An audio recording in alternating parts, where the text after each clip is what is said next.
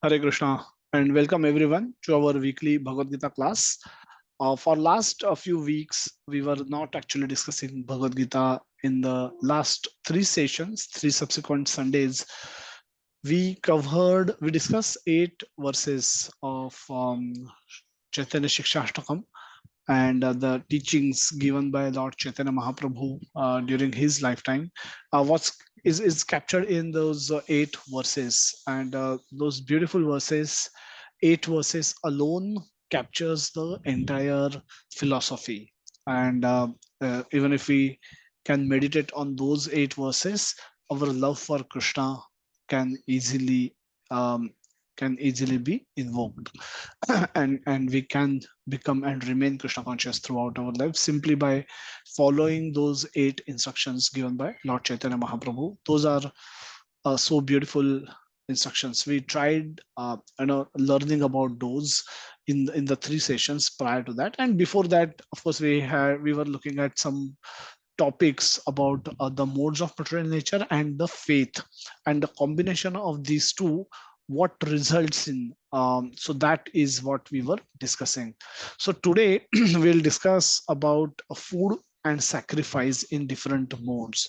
So 4 topics that Krishna brings up in response to Arjuna's question in the 17th chapter, that we'll look at that. But in short, Arjuna asks a question that 16th chapter concludes when Krishna says that everyone should follow Shastric injunctions. People should not behave whimsically, and they should, whatever they are doing, they should do it according to the Shastra, according to the scriptures.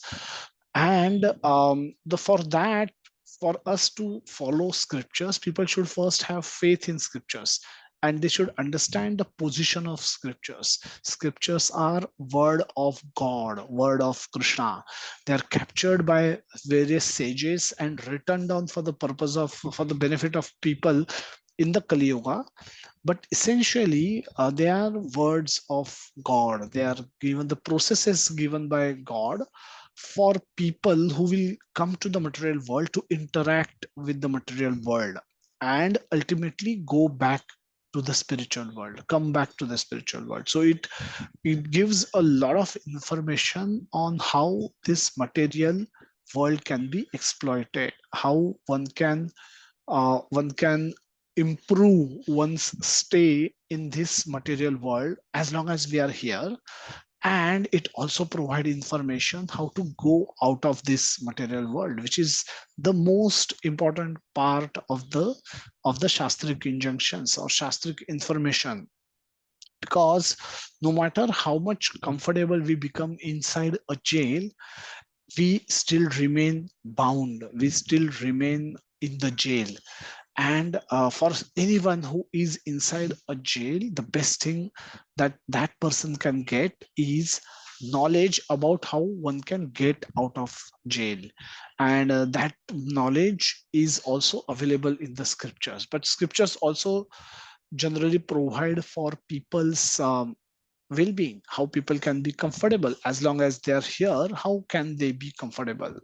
And so people, according to their faith and according to the modes in which they are, they choose to believe in, they choose to work on a particular aspect of that scriptural injunction or scriptural information. So we'll talk about all of those in our today's sessions, and with specific focus on the food and sacrifice in different modes.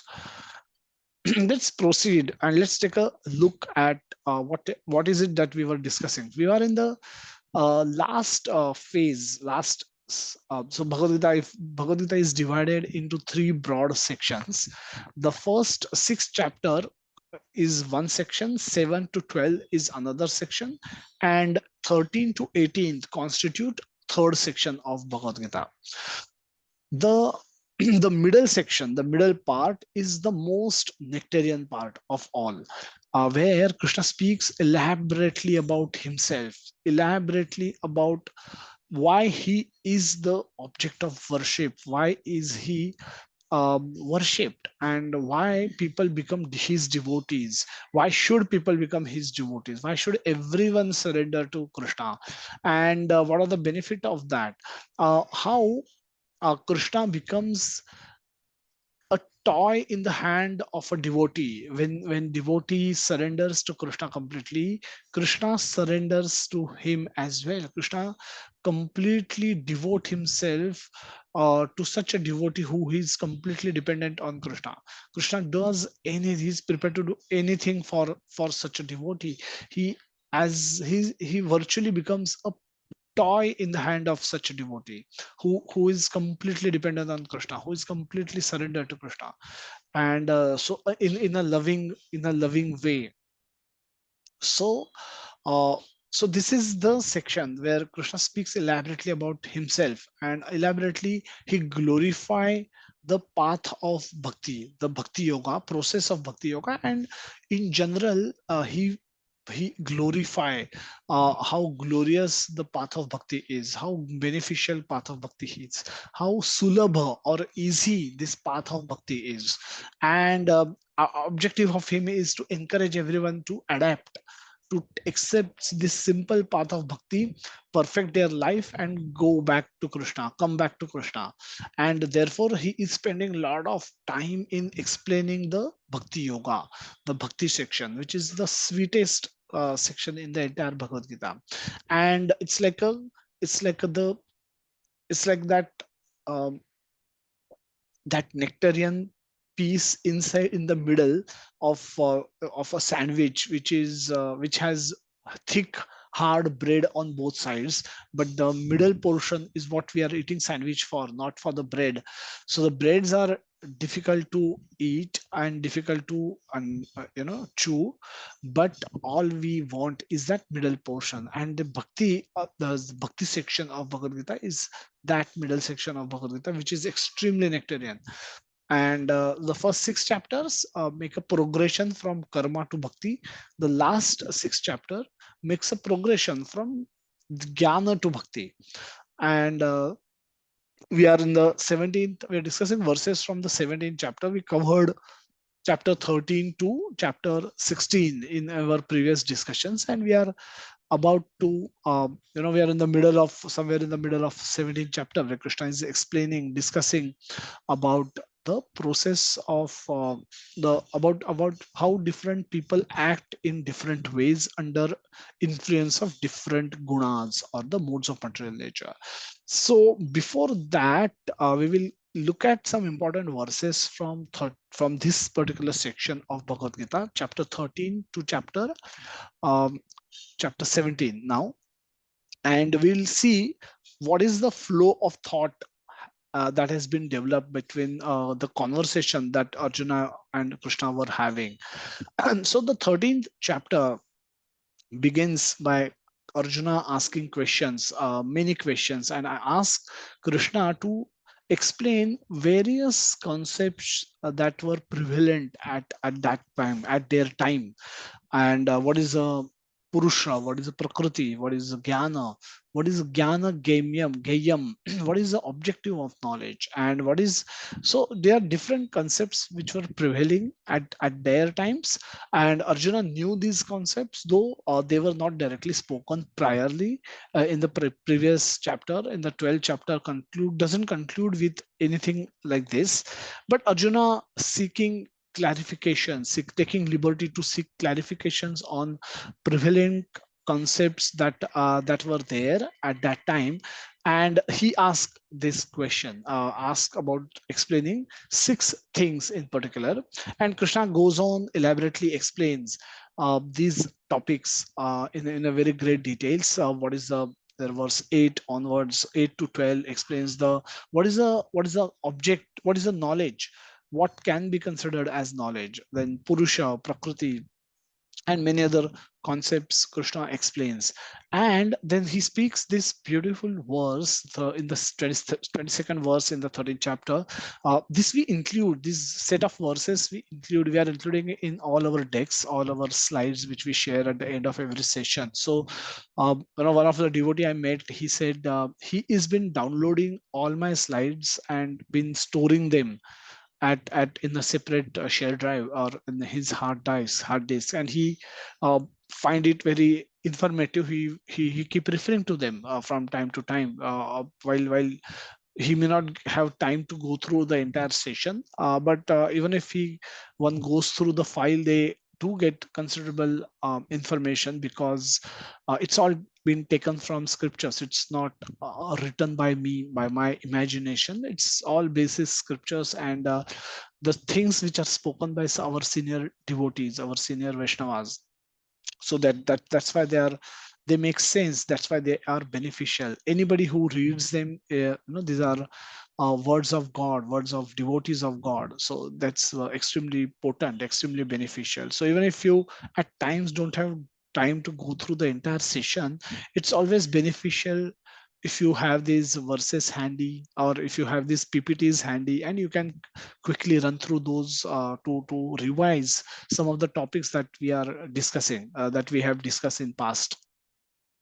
So my request to you, all of you, will be do keep an eye, or do keep storing these presentations, and seek answers to some of the questions that you might get while reading these presentations as well. While reading Bhagavad Gita, many of you are participating in Read Bhagavad Gita session, Read Bhagavad Gita now group that we have on WhatsApp, and you must be posting a lot of your updates, regular updates of reading. And while reading Bhagavad Gita, also, if you may come across, may get stuck on any point, it's always good to refer back to the presentation on the relevant topic, and get some more knowledge before we can proceed further, or we can ignore what we don't understand, or we go on searching for answers on our own. It can help us save some time. So therefore, it will be great if all of you start, all of you, I'm hoping we all of you would have stored these presentations somewhere, and start referring to them as and when you get time. So this beautiful verse is 22nd verse. Parushaha prakritisto hi bhunte prakriti jan gunan karanam guna sangosya sat asad yoni janma. So it speaks about the fundamental problem statements for the human being. The statement is sad asad yoni janmasu, get birth, repeated birth in Sat and Asat, good and bad, higher and lower species of life. And why this is happening? Sat Asat Yoni Janmasu क्यों हो रहा है? कारणम गुण संगोस्य, because due to his association. Whose association? Soul's association. He is the soul. Is the reference to the soul. Due to soul's association with that material nature, guna sangosya, material nature is available to us in the three gunas. When we act under the influence of goodness, passion, and ignorance, or sattva, rajo, tamo guna, soul, it is said that soul is taking association from the modes, or is getting associated with the modes of material nature. And that why we have to do this, bhungte prakriti jan gunan, because we have mentality or desire to enjoy the material nature, and this is our root cause of all the problems. All our problems started from here. That because we have a desire to enjoy matter or the material nature, we are forced to associate with matter, with the modes, and we have to act under the influence of different modes, because of which we incur karma. And we also, when we incur karma, we get a fruit of karma become accrues to us. And that fruit, either it is a good result or a bad or the ugly result. And to enjoy or suffer because of that fruit, or to for that particular fruit, we have to take birth once again. So sad asad yoni janma. So depend on where we are, what fruit is due, we either enjoy or we either suffer.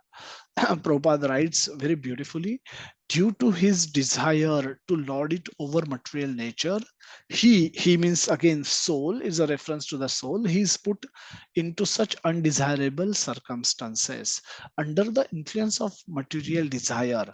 The entity is born sometimes as demigod, sometimes as a man, sometimes as a beast, as a bird, or as a worm, or aquatic, or as a saintly man, as a bug.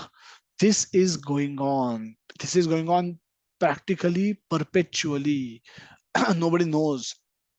Perpetually this has been going on. So what is the solution? Solution is, unless one is situated in Krishna consciousness, his material consciousness will oblige him to transfer from one body to another. So unless one is situated and one is acting in the Krishna consciousness. Krishna consciousness is not only a state of mind, it is state of activities. It also involves acting in Krishna consciousness. It's not just mental status. In mentally, I'm in Krishna consciousness, but physically, engaged in all kind of ghastly activities. No, that's wrong. Even if anybody is trying to do that, that is incorrect. One has to situated. One has to be mental at mental, physical, mental, and spiritual. In all three level, one has to be in Krishna consciousness. There has to be all the physically. One should be in where one should be externally in Krishna consciousness. One should be wearing a Vaishnava dress. One should be putting up a tilak. One should be engaged, visibly be seen as engaged in activities which are described in by Krishna in Bhagavad Gita as per the instructions of Bhagavad Gita. One should be seen as acting according to the instructions of Bhagavad Gita. And now this is external consciousness. Internal consciousness, mentally, one should try to cultivate knowledge as it is described in Bhagavad Gita. One should try to cultivate qualities which are Brahmanical qualities, which are given by Lord Krishna, and which are Vaishnava qualities. When like amanitva, manadena, amanina manadena, kirtaniya sadahari. um, the the tolerance, the mood of sacrifice, the mood of selfless love, the mood of humility, the mood of so all these moods one has to cultivate, and that all happens at a mental level. And by chanting Hare Krishna Mahamantra with love, with attention, by serving devotees with love, with attention, to the best of our capacity and ability, one develop this mental state. And when you practice long enough, you are then considered to be situated in Krishna consciousness. And so the physical level, at mental level, and at a spiritual level also, we get connect our soul when it get comes in contact with Krishna in a in a in a active way, or in a aware state. One deliberately, consciously get in touch with Krishna. One become conscious that the deity I'm seeing in the temple, I'm folding my hand, I'm standing in the temple in front of a deity, that is none other than Krishna. So when we get that realization, the soul actually comes in contact with Krishna, and soul also experience bliss. Sukhena Brahma Samsparsham Atyantaka Sukham Ashnute. In the 28th verse of 6th chapter, Krishna explains this very beautifully. And that is what should our goal of life should be, to lead a life in such a way that we are always in touch with Krishna at a physical level, mental level, also at spiritual level, and we enjoy unlimited bliss in this process. But Anandam Ambudhi Vardhanam Pratipadam. Ananda is bliss, Ambudhi is ocean, Vardhanam is increasing ocean, ever increasing ocean. At every step, you take one step, you do one activity, and you feel that the ocean of bliss that you already had has gone up, has increased. So now this is what is desirable, the one should be doing. But and for that to happen, he has to change the conception. The change can be effected only by hearing from authoritative sources. At the end of 13th chapter, Krishna speaks 26th verse, a very beautiful verse. Anyatvem ava anyatva eva jananta, अन्येत्व इवम अजानन्तः श्रुत्वान्येभ्य उपासते ते अपि चतितरन्तेव मृत्यु श्रुति परायणः. Shruti Parayanaha means taking ashray of the process of hearing. Shruti is hearing. And when you hear from the authorities, so taking shelter of hearing, like Parikshit Maharaj was become Shruti Parayana, because he took shelter of the process of hearing from Shukadev Goswami in the last 7 days of his life. So one became Shruti Parayana. Ultimately, our objective is to become Narayana Parayana, that we should become conscious of Lord Narayana or Krishna. So one become Shruti, one can transcend the path of birth and death simply by hearing from the authorities, simply by hearing about the devotional subject matters from the authorities. And so the process of hearing is glorified, saying that it is so much, it is potent enough to deliver a person, even if one does not have all the great knowledge himself, simply by hearing and worshipping, hearing and acting upon what we have heard. Uh, Shrutva Nyebhyo Upasate. Now, Shrutva and Upasate, these are important words. The Mrityu Shruti Parayana is the effect of that. But what one Shrutva means, one is hearing from authorities, and Upasate means one is acting on what he has heard. So hearing is important. Hearing from authorities is important. We all have spiritual authorities, and we have different ISKCON leaders whom we like to hear. Now when we hear from our authorities, or we hear from other leaders, other senior Vaishnavas who speak, and that knowledge is somehow accessible to us through internet and YouTube and other mediums, what is important to be done is one has to internalize what we have heard. It's not just sufficient to know, to hear and repeat what we're hearing. It's more important, it's more critical for us to hear and internalize what we've heard, and relate it with our current given situation, to find out how best that can be applied in today's situation for me. And that answer can be different for every person. Therefore, instructions which are given in a class are generic in nature, but their application at our level in our life is personal in nature. So it is not exactly, may not exactly match one to one, and hence we need guidance to be taken from our senior devotees. But our guidance, and it's not just enough to take guidance, one has to act on it. Unless you act on it, a devotee who is guiding you will have no encouragement to guide you, continue to guide you more, because you don't seems to be acting. You don't, unless you act, you cannot see the result. So it is important to hear, and it is sufficient to hear from our authorities. One need not go around shopping, and window shopping, and hearing different Vaishnavas, different devotees. One is, it is sufficient. Even hearing from one devotee is sufficient for us to develop our faith, from convert our faith from Shraddha to Nishtha, and practice spiritual life with great devotion, and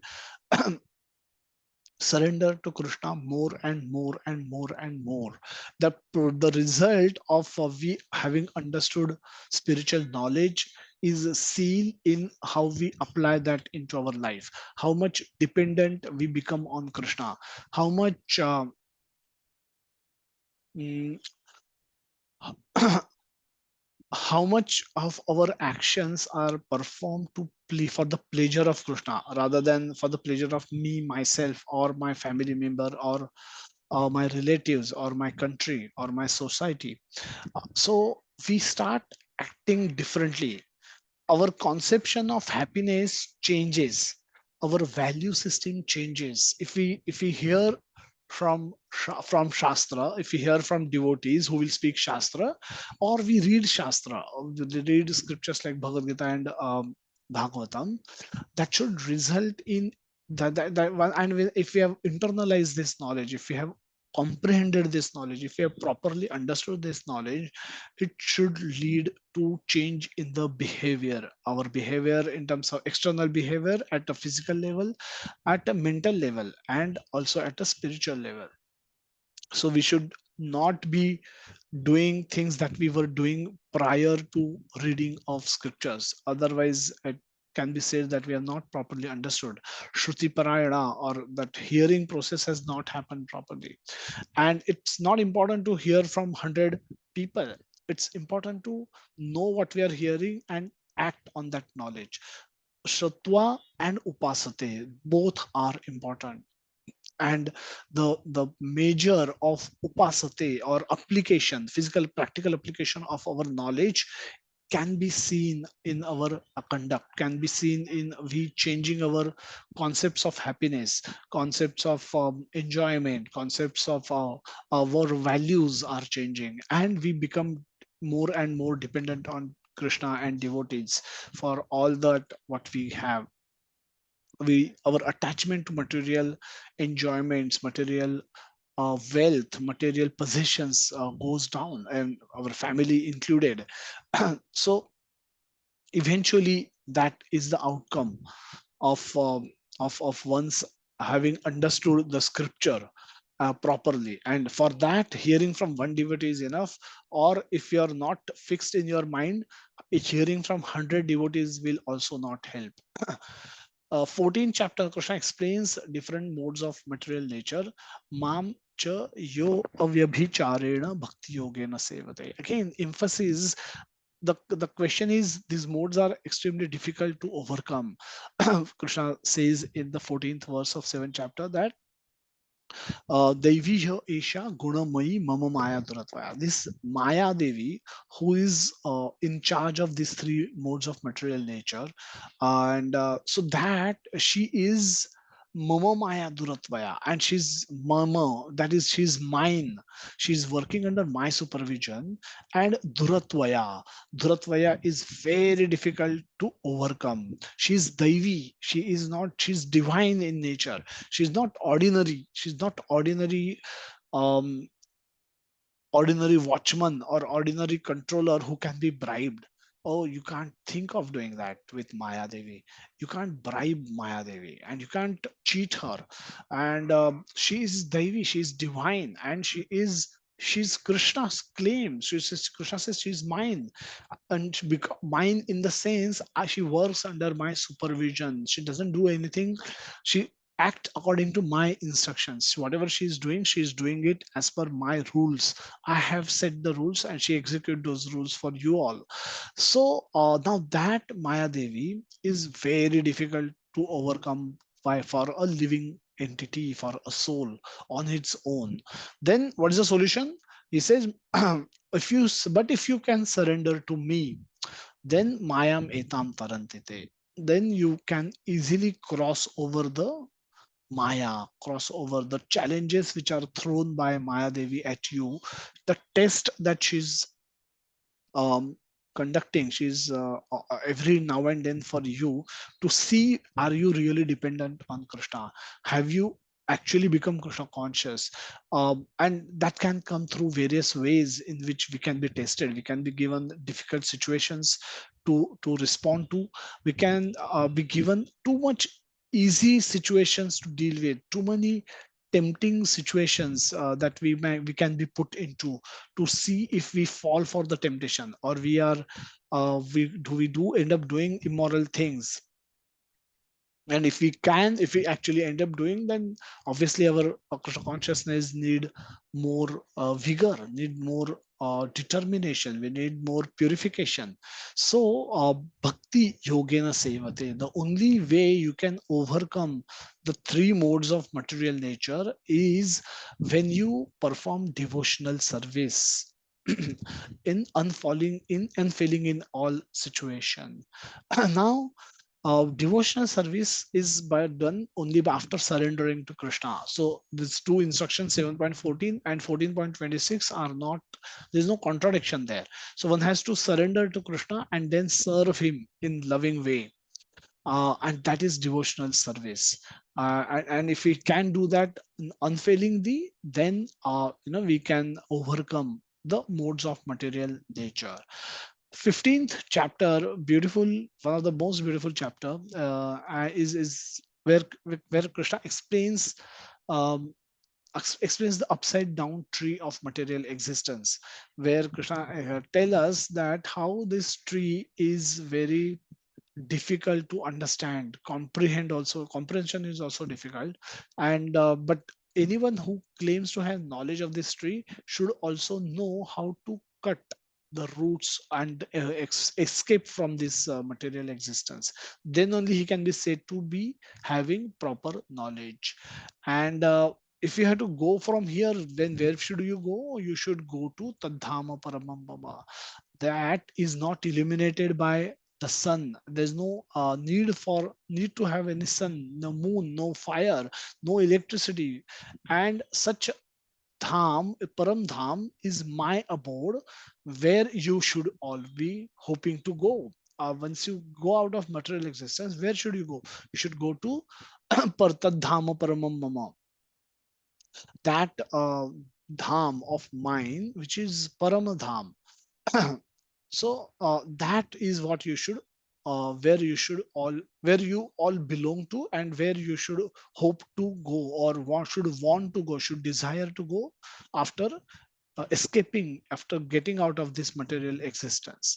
And Krishna says that in this verse, 19th verse, he summarizes that whoever knows me as the Supreme Personality of Godhead without doubting is the knower of everything. He therefore then, once you have this knowledge, the first line says that you should janati purushottamam. Yomam evams asamudho janati purushottamam. Once you know who is that uttama purusha, who is that purushottama, then what should you do? So first part is knowledge part, second part is action part. Sa sarva vid bhajati mam sarva bhavena bharata. So all the vidhis and all the moods, sarva bhavena, with all my heart, with my entire emotions, with all my whatever I possess, with all that I will bhajati mam. I will, because that Purushottama is me. Krishna is identifying, linking these two things, that Purushottama is me. So I am worshipped by such knowers of the Purushottama. Once they know who the Purushottama is, once they know that Purushottama is me, then with sarva vidha, sare vidhiyo se vidhi vidhan ke saath, sarva bhavena, with all their heart and emotions, they start worshipping me, O Bharata. And that is the goal of human life, that we should come to a stage where we should be able to confidently say that this is what we have to do for the rest of our life. And for me to do this, whatever is required to support this primary activity, I will do as a secondary activity. So I can go to office, I can get married, I can have children, as long as I am able to maintain my focus on the primary activity. Primary activity is sarva vidha bhajati mam sarva bhavena bharata. This is my primary activity for the rest of my life. So anybody who learns Bhagavad Gita should come to this conclusion, that sa sarva vida bhajati mam sarva bharena bharata. Now this is my goal of life. This is what I'm going to do, or need to do for the rest of my life. Now this is what I have understood. Having understood what I need to understand from the Bhagavad Gita, study of Bhagavad Gita. Now this is going to be the goal of my rest of life. This is where I will invest rest of my life into. If we are not coming to these conclusions, we need to obviously go back again. Even if we come to this conclusion, in order to stay in the same conclusion, we need to read again. And hence, whatever is our situation, we should be reading Bhagavad Gita every day. No matter where we stand, we have understood this and we are doing it exactly as Krishna is suggesting. Even though, um, to remain in that consciousness for the rest of our life, we should continue to read Bhagavad Gita, so that we can keep coming to the same conclusion. If we have not come to this conclusion, we are still doing a lot of things for our pleasure, and then obviously our knowledge is incomplete. So we should continue to read Bhagavad Gita so that we can comprehend things better, we can understand things better. 16th chapter, another important chapter where Krishna speaks about the people at different parts of the tree. The tree is the upside down tree of material existence. The upper portion is where the divine people reside, and the lower portion where demoniac people reside. And they are now, these people are acting, they are doing things. And Krishna says that tasmat shastram prasad pramanam te karya karya vyavasito, that one should therefore understand what is duty and what is not duty by the regulation of the scriptures. Knowing such rules and regulation, one should act so that he may gradually be elevated. Krishna clearly says, don't act whimsically. There has to be a praman or a evidence. There has to be some basis for our actions while we are acting in the material world. Now, there's that is going to give question rise to Arjuna is going to ask a question at the beginning of 17th chapter, that Krishna says that you should act if you're accepting scripture, that is word of God like Bhagavad Gita, as the basis, and if you are acting according to that, then you are somebody of Devi, Devi, you are divine qualities, you are of divine nature. Those, there are many people who reject scriptures. They say पता नहीं क्या है, किसने लिखा है, किसने देखा है, किसने सुना था, ये पता नहीं ना, किसी ने लिखा होगा. We don't know, we want to enjoy, we want to be free, we don't want any regulations, we don't want somebody to tell me when should I fast. I will fast when I want to, I will do whatever I want to. And why should I be bound by any rules and regulation? If Krishna has given me freedom, why should I give up my freedom to get bound again? So and I have a freedom to eat, I have freedom to have sex anytime I have body, which is meant to be used for eating meat, eating alcohol, drinking alcohol, or getting involved in all kind of moral, immoral activities. As long as I don't break the law of the country, I don't get into a legal problem. And then whatever that, apart from that, whatever I do, why should it be of anybody's business? So a lot of people actually reject the scripture, and they act according to their own whims and fancies. So some of those are actually demoniac in nature. So those are called demoniac, people of demoniac nature. Now, when you there, and there are a whole lot of people in between. Now, these people in between, Arjuna is going to ask questions about these people. So Arjuna is saying that the first verse of 17th chapter, Arjuna said that, "Oh Krishna, what is the situation of those who do not follow the principles of scriptures but worship according to their own imagination? What are they in goodness, passion, or ignorance?" And to which Krishna respond by saying that त्रिविधा भवति श्रद्धा देहिनाम स स्वभावजा सात्विकी राजसी चैव तामसी चेतु ताम शृणु.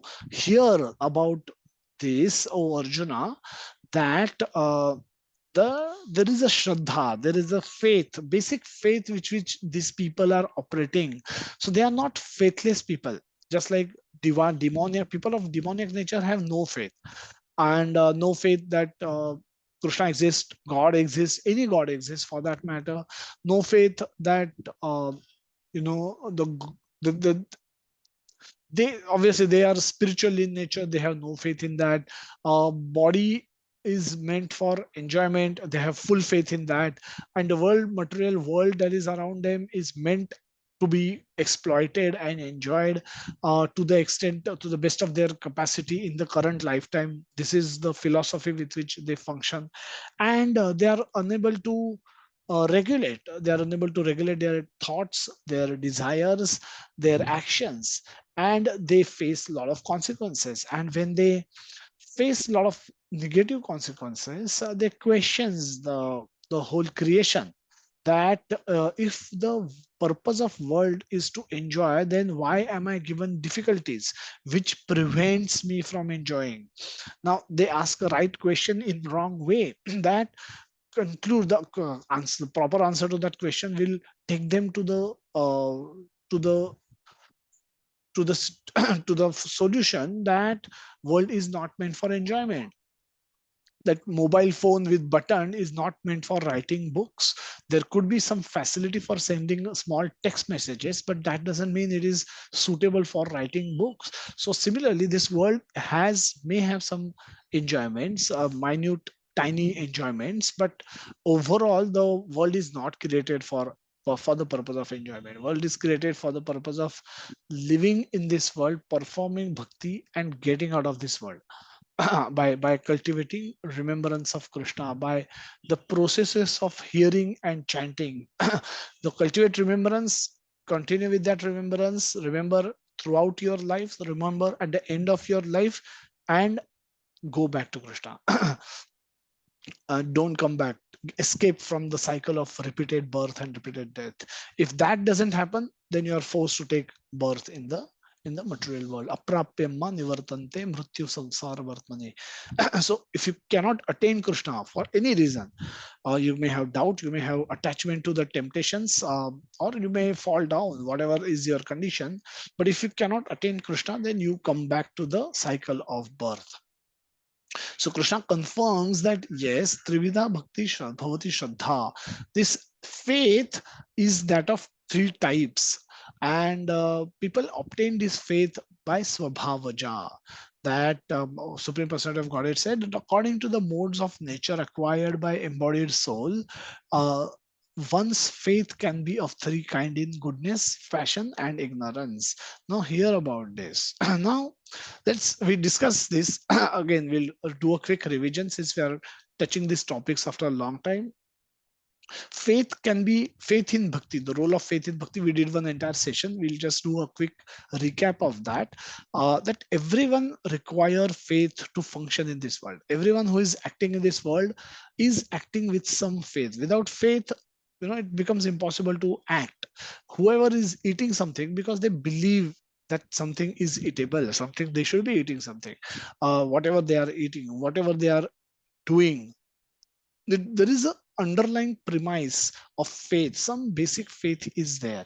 Even atheists who say that they have no god and that god doesn't exist, they have firm faith in this particular conception that God doesn't exist. They all have been created just by chance. The whole world got created as per the Darwin's theory that it has, as a matter of process of evolution, it would have started. And we probably were monkeys before, living in jungles, having not wearing clothes. We became, as we progress eventually, and then we cultivated various good habits, and one of them was to start wearing clothes, start cooking our food, and start building our homes, and start having communities, mating with mating with a female and producing children, increasing our community, increasing our village, city, and countries, and so on and so forth. So this is the development model that atheists believe in, and that also requires a reasonable amount of faith. Without God also, if one has to believe in this world, they are forced to have faith in the fact that they believe that God doesn't exist. Even atheists can't survive without faith. Scientists cannot do any discovery without faith. We heard that the Newton's incidents, that he saw fruit falling. He just never uh, he just didn't picked up fruit and ate and walked away. He questioned that why fruit fall down. If it falls down in UK, England, does it also falls down in Ireland? Does it also falls down in America, India, and other parts of the world? So is there a law behind it which we don't know? And then he discovered. So had he said that there is no law that it governs the matter, so fruit is a matter. The the fruit which is fruit which is falls down from tree, if that is matter alone, then why should it follow any law? And that way the scientists also have a lot of faith that the nature functions according to certain laws, which some of which we know, some of which we don't know. And whenever they come across any phenomena which puzzles them, where they can't conclusively tell why it is happening, and how it is happening, then they work on the premise that there must be something that we don't know. So they, again, they have to have faith that everything is happening according to certain laws, some which we may know, some which we may not know. And then they start working on those discoveries. So an alcoholic also has to have faith. He develops a lot of immense faith that the solution to every problem lies at the bottom of his bottle, and therefore whenever he gets into any problem, he'll go and empty, drink his entire bottle and then try to forget all the problems that he has, only to discover himself back in the middle of those problems the very next day, with severe headache, severe acidity, and severe other physical pains. That's very unfortunate, but that's what they go through. Every night we sleep with faith. Now, we don't write it down in our diary or journal, or don't send it on the WhatsApp that I'm sleeping now, and but I believe I will wake up tomorrow. There will be a next day. I will see. Sun will rise. A season will change. Wind will blow. Oceans, tides will move. And everything will happen. And I have certain plans for tomorrow. And I will have ability to execute those plans. Using which either I will be able to enjoy more or control more. And this is the faith with which all of us sleep at night, every night, without exception. So Shraddha has a role in our life. It's a significant role in our life and a major role in our life. And Bhakti also, Shraddha has a big role. Shraddha is basic faith with which we approach, faith and humility, basic with which we approach a sadhu. We associate with sadhu. We ask them questions, ask them questions about my grandmother died, where she went. I have a child now, a son was born to me, from where did he came from? Is this the first time he's taken birth, or he existed in past? And whether my grandma, who left us few years back, what would be her state? Where do I come from? Where will I go? Now these are the questions, has no answer in the material world. And hence, once one should approach, with basic faith, one approaches a sadhu and asks these questions: how can I improve my life? How can I be happy? While my attempts to enjoy matters give me some happiness, but I don't get continuous happiness. I often, my happiness is a small tiny happiness. In order to get that, I have to struggle a lot. I had to pay a huge price to for that small tiny happiness. And again, it illusion. It just, whatever I get is not according to my expectation, or even if it is in as per my expectation, it just gets over very fast.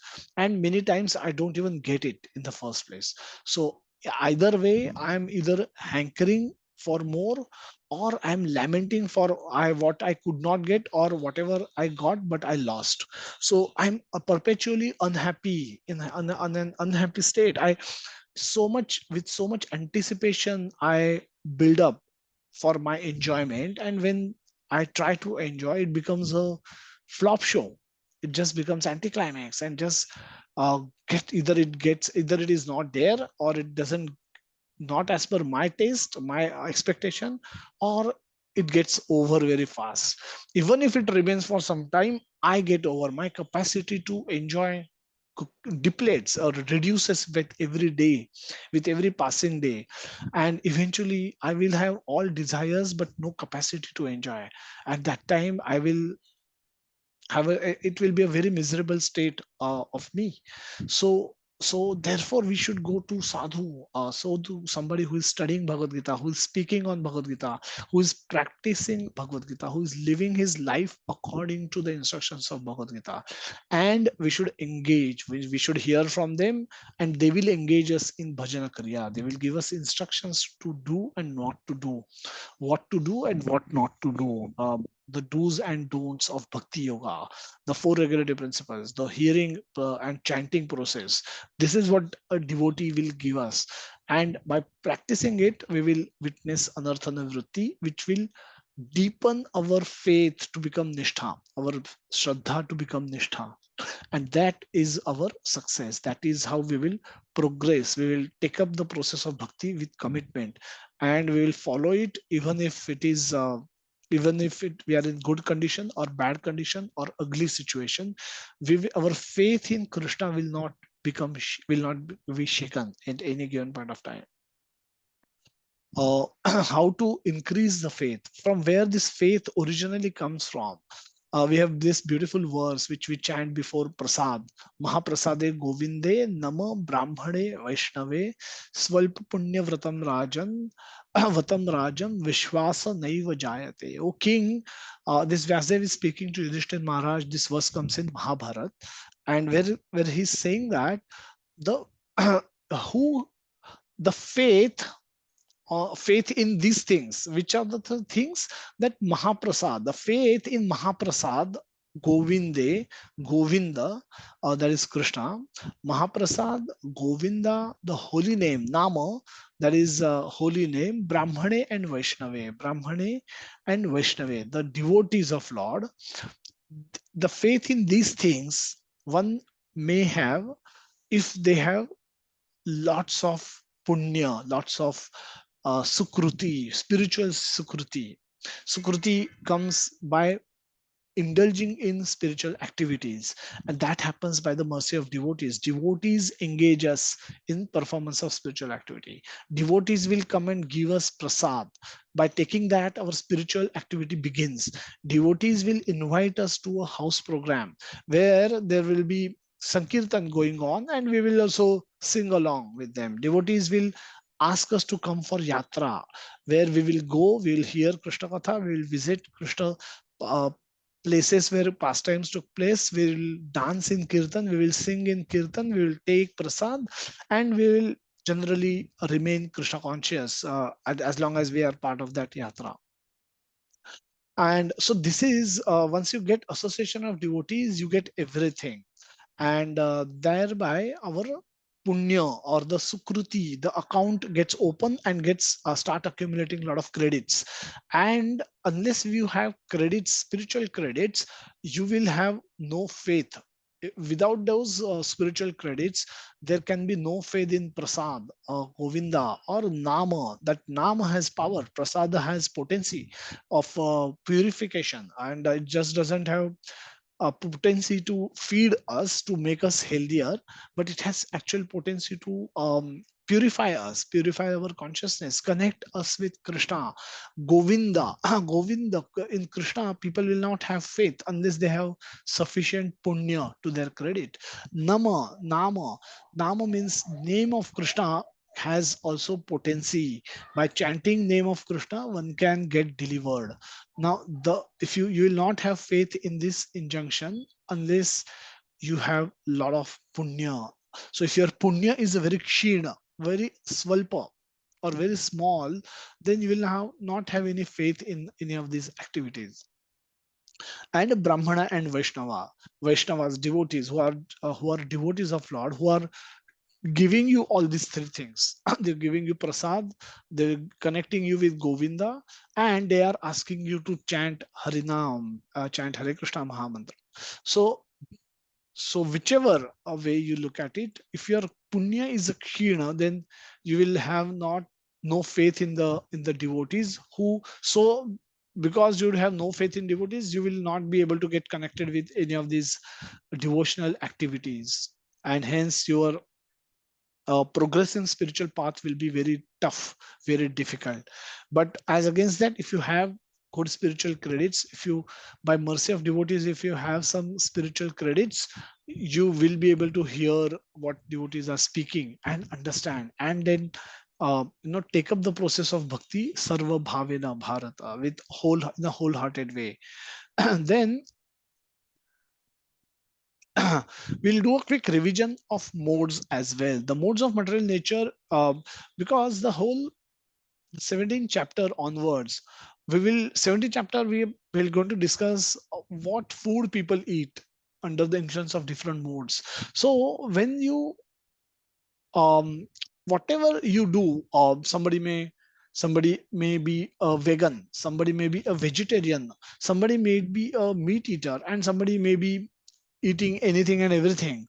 Whatever they do, they have some faith in some conception that they have, and they are acting according to that conception.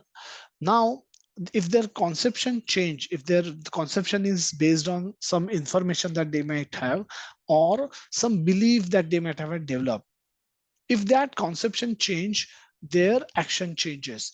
If a vegetarian person is told about the negative influence that onion garlic can have on their consciousness, how onion garlic are rajasic in nature, and by eating that food you will develop rajasic desires, rajasic tendencies, which you will engage in rajasic activities. Unnecessary rajasic activities will will uh, will weaken your desire to remember and serve Krishna, hear about Krishna, hear about the glories of Krishna, and you will see yourself as a competitor to Krishna. You will start competing with Krishna, and then if you remain at that platform for too long, your bhakti will be finished, or bhakti will come to a complete pause in the current lifetime. Bhakti never gets finished, but it comes to a pause, and that halt can be lifelong, and then in the rest of life you may not be able to perform bhakti at all, and then your escape from the world gets postponed to the next birth, and we don't know where we will land up in the next birth. So the faith is important and the modes are important, because we are always acting with faith and under influence of some of the other modes.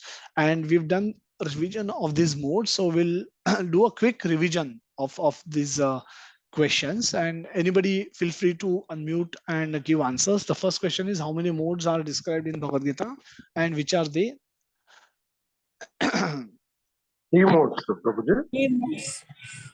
Three modes, Prabhuji. Yeah, Ravi, which are these? Can you name? Sattva, Raja, Tamo. Okay, Sattva, Rajo, and Tamoguna. I think it's better if we raise hands. Second question, are more physical, visible, can be touched? Physical means, are they visible? They can be touched, measured, etc., or they are subtle in nature? You can raise hands. Yes, Payal Mataji. Hare Krishna Prabhuji. Hare Dandavat Krishna. Pranam. No, they are not physical. They cannot be touched. They are subtle in nature. Okay, Roshni Mataji, third question. Primary primary driver of actions under influence of mode is to give pleasure to. Hare Krishna Prabhuji, it gives pleasure to our senses. To our senses, correct. The next question, somebody can raise hand or continue to raise your hands. Let me go to the.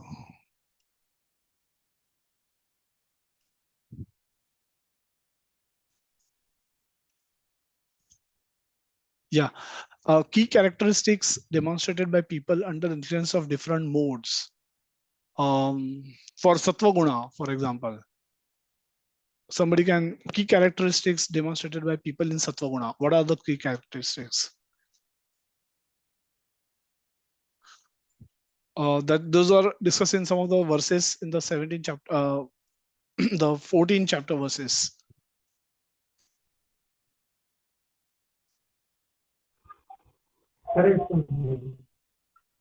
Yes, Nupur Mataji. Yeah, Nupur Mataji is speaking. She's raised hand. So Hare Krishna Prabhuji, Danvat Pranam. Key characteristics and demonstrated by people under the mode of Sattva Gun are they are knowledgeable and they are calm.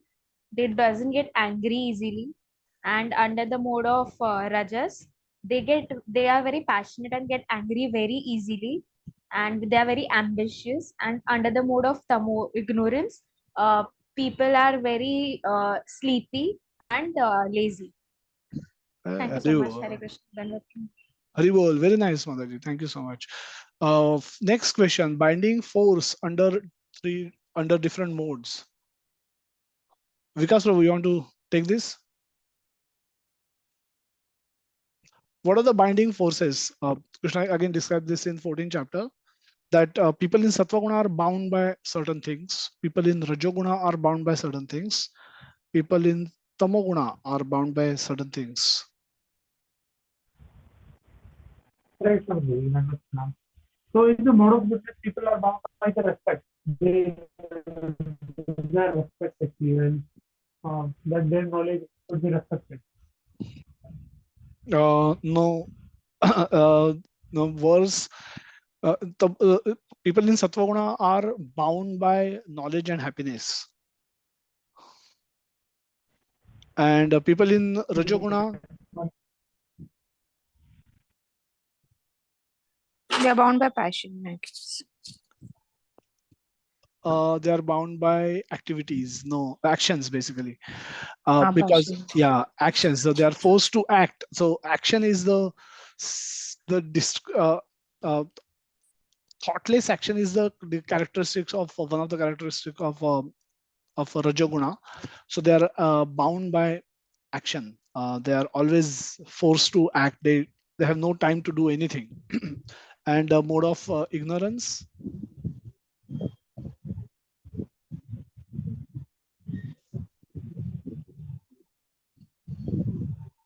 Go to the next slide, which has all these answers. So the binding force for a person of mode of ignorance is laziness and sleep, which Nupur Mataji just described. The last definition is definition of success under different modes. Again, that's an important point to note, because if we deal with people who are under in the influence of different modes, and if our modes are not in sync with each other, then we can have a lot of conflicts. So a definition of success for a Sattva Guni person is good character. So if we are in Sattva Guna and our parents are Sattva Guna, then they will expect us to our parents are in Sattva Guna, then they will expect us to have good character. They will respect us. They will want us to cultivate knowledge, cultivate realization, demonstrate sense control. This is what a Sattva Guni person likes, he values, and he expects others to demonstrate similar qualities. The sense control, the mind control, the freedom from sinful actions. These are characteristics. These are success definitions for a Sattva Guni person. Whereas we come to Rajoguni person, their definition of success as once prescribed by Vinod Prabhuji is improving the quality and quantity of facilities for eating, mating, sleeping, and defending. Simple. So if you are born in a poor condition, if you die rich, you are considered to be successful. And if you look around yourself, a lot of people will be living with this conception. And a lot of people we know, or we live with, or we are a friend with, we are associated with, they probably might be living in this condition, and they want to compete for better quality and quantity of facilities for eating, mating, sleeping, defending. They want to grab more, they want to possess more, they want to accumulate more. So much so their passion for accumulation is so much that they don't care to enjoy also whatever they have accumulated. They just die desiring to have more. And whatever they're enjoying, they have simply no time. And they will definitely not like anybody wasting time in chanting, for example, for 2 hours, which physically gives them no monetary benefit, no physical benefit, visibly physical benefit, and anything like that. So for them, taking up devotional service becomes very difficult. Now, they can be good minded people, not that everyone in mode of passion is bad, but bringing them to sattva guna becomes very challenging task. Asking them to slow things down in their life and hear Krishna Katha can become very challenging. And if we happen to be in that mode, then we ourselves might have had experienced this. And all of us will have different in the 14th chapter it is said that there is a competition goes on between gunas for the supremacy. That it's not that one good people are static in one guna at all, always. They are always mixture of gunas, and there is a predominance of one of the guna. When we sleep, all of us go in a ignorance. All of us go in the tamoguna.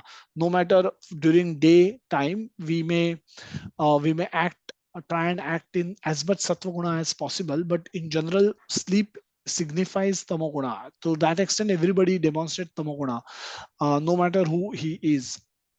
And excessive sleep is what is spoken in tamoguna, or which is the character of tamoguna. So if tamoguni person get sufficient quantity to eat what he likes, and get facility to sleep a lot, that is success for them. They don't want anything more. Now the first character, the first column in this is the Shuddha Sattva. And there, the consciousness is to give happiness to Krishna, to give pleasure to Krishna, to do all activities for increasing our attachment to Krishna, our dependence on Krishna. So this is the motivation for all actions. The characteristics are everything is done for the pleasure of Krishna. Since once experience a lot of happiness, satisfaction, freedom from reactions. Binding force, there's no bondage because everything is done for Krishna, so nothing is done for me. So when I'm cooking, I'm not cooking for my pleasure, I'm cooking for Krishna's pleasure. So I'm cooking something that I believe Krishna will like, I think Krishna will love to eat, and I'm cooking with love, offering it with devotion to Krishna, and the remnants I'm eating as his mercy, as prasad. So eating activity, which is generally done by everyone, all of us need to eat something to survive, becomes devotional service. So it's simple. So they have no bondage, so they don't whatever they may be seen as doing everything that non devotees do, but their actions are done with completely different motivation, and hence do not result in any fruit. So there is no bondage. Definition of success is attachment to Krishna, dependence on Krishna, uh, increase love for Krishna. How much are they are ready to sacrifice for Krishna? Now these are measure of success for a devotee. How much one is humble, how much more humbler one is becoming by practicing bhakti. How much one is able to glorify others selflessly, without expecting any glorification back from others. So these are unheard things in the material world. Everybody, like yesterday we heard, Sitaram Prabhu told a beautiful story, one paisa circus, where everyone goes inside the circus tent by paying one paisa to watch a circus, and he's beaten up by 10 wrestlers. And at the end, they are just given some basic makeup and they are sent out. And there is a big queue to watch that circus. Whoever comes out, doesn't tell anybody that what happened inside to them, because they feel if they have lost one paisa and got beaten up as a result and been fooled by this stupid advertisement, then why should only they suffer? Let everyone suffer. So they come out and then they encourage people standing in the queue that, yeah, good, it was very good, very nice. And everybody does that. So everyone end up going inside and getting beaten up. So this is one paisa circus story, which means people are people want others to fall down. People, if they are not falling down, then they will ensure that they fall down. They do something with which people can fall down. And people don't people can't digest other success. People generally want themselves to be successful, and then others can have reasonable success. But but this is a complete opposite to what spiritual life is, where we are completely dependent on Krishna. We are attached to Krishna. In the material world, we are dependent on ourselves, on our influence, on our money, on our insurance policy, on our job, on our father, our influential connection that we might have. If we make one phone call, then I can get 10 people come over here, and they will beat you up. People talk like that.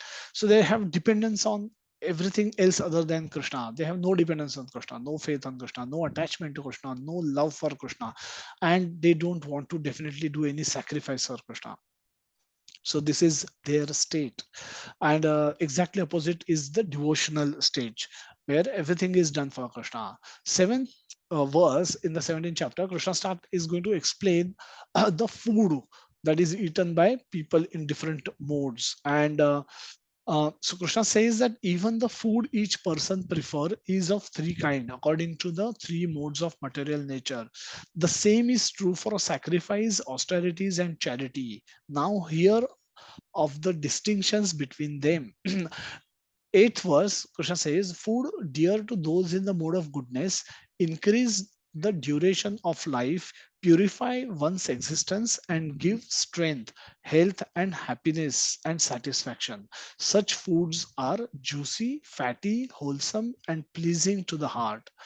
Ninth verse, Krishna says, foods that are too bitter, too sour, salty, hot, pungent, dry, and burning are dear to those in the mode of passion. Such foods cause distress, misery, and disease.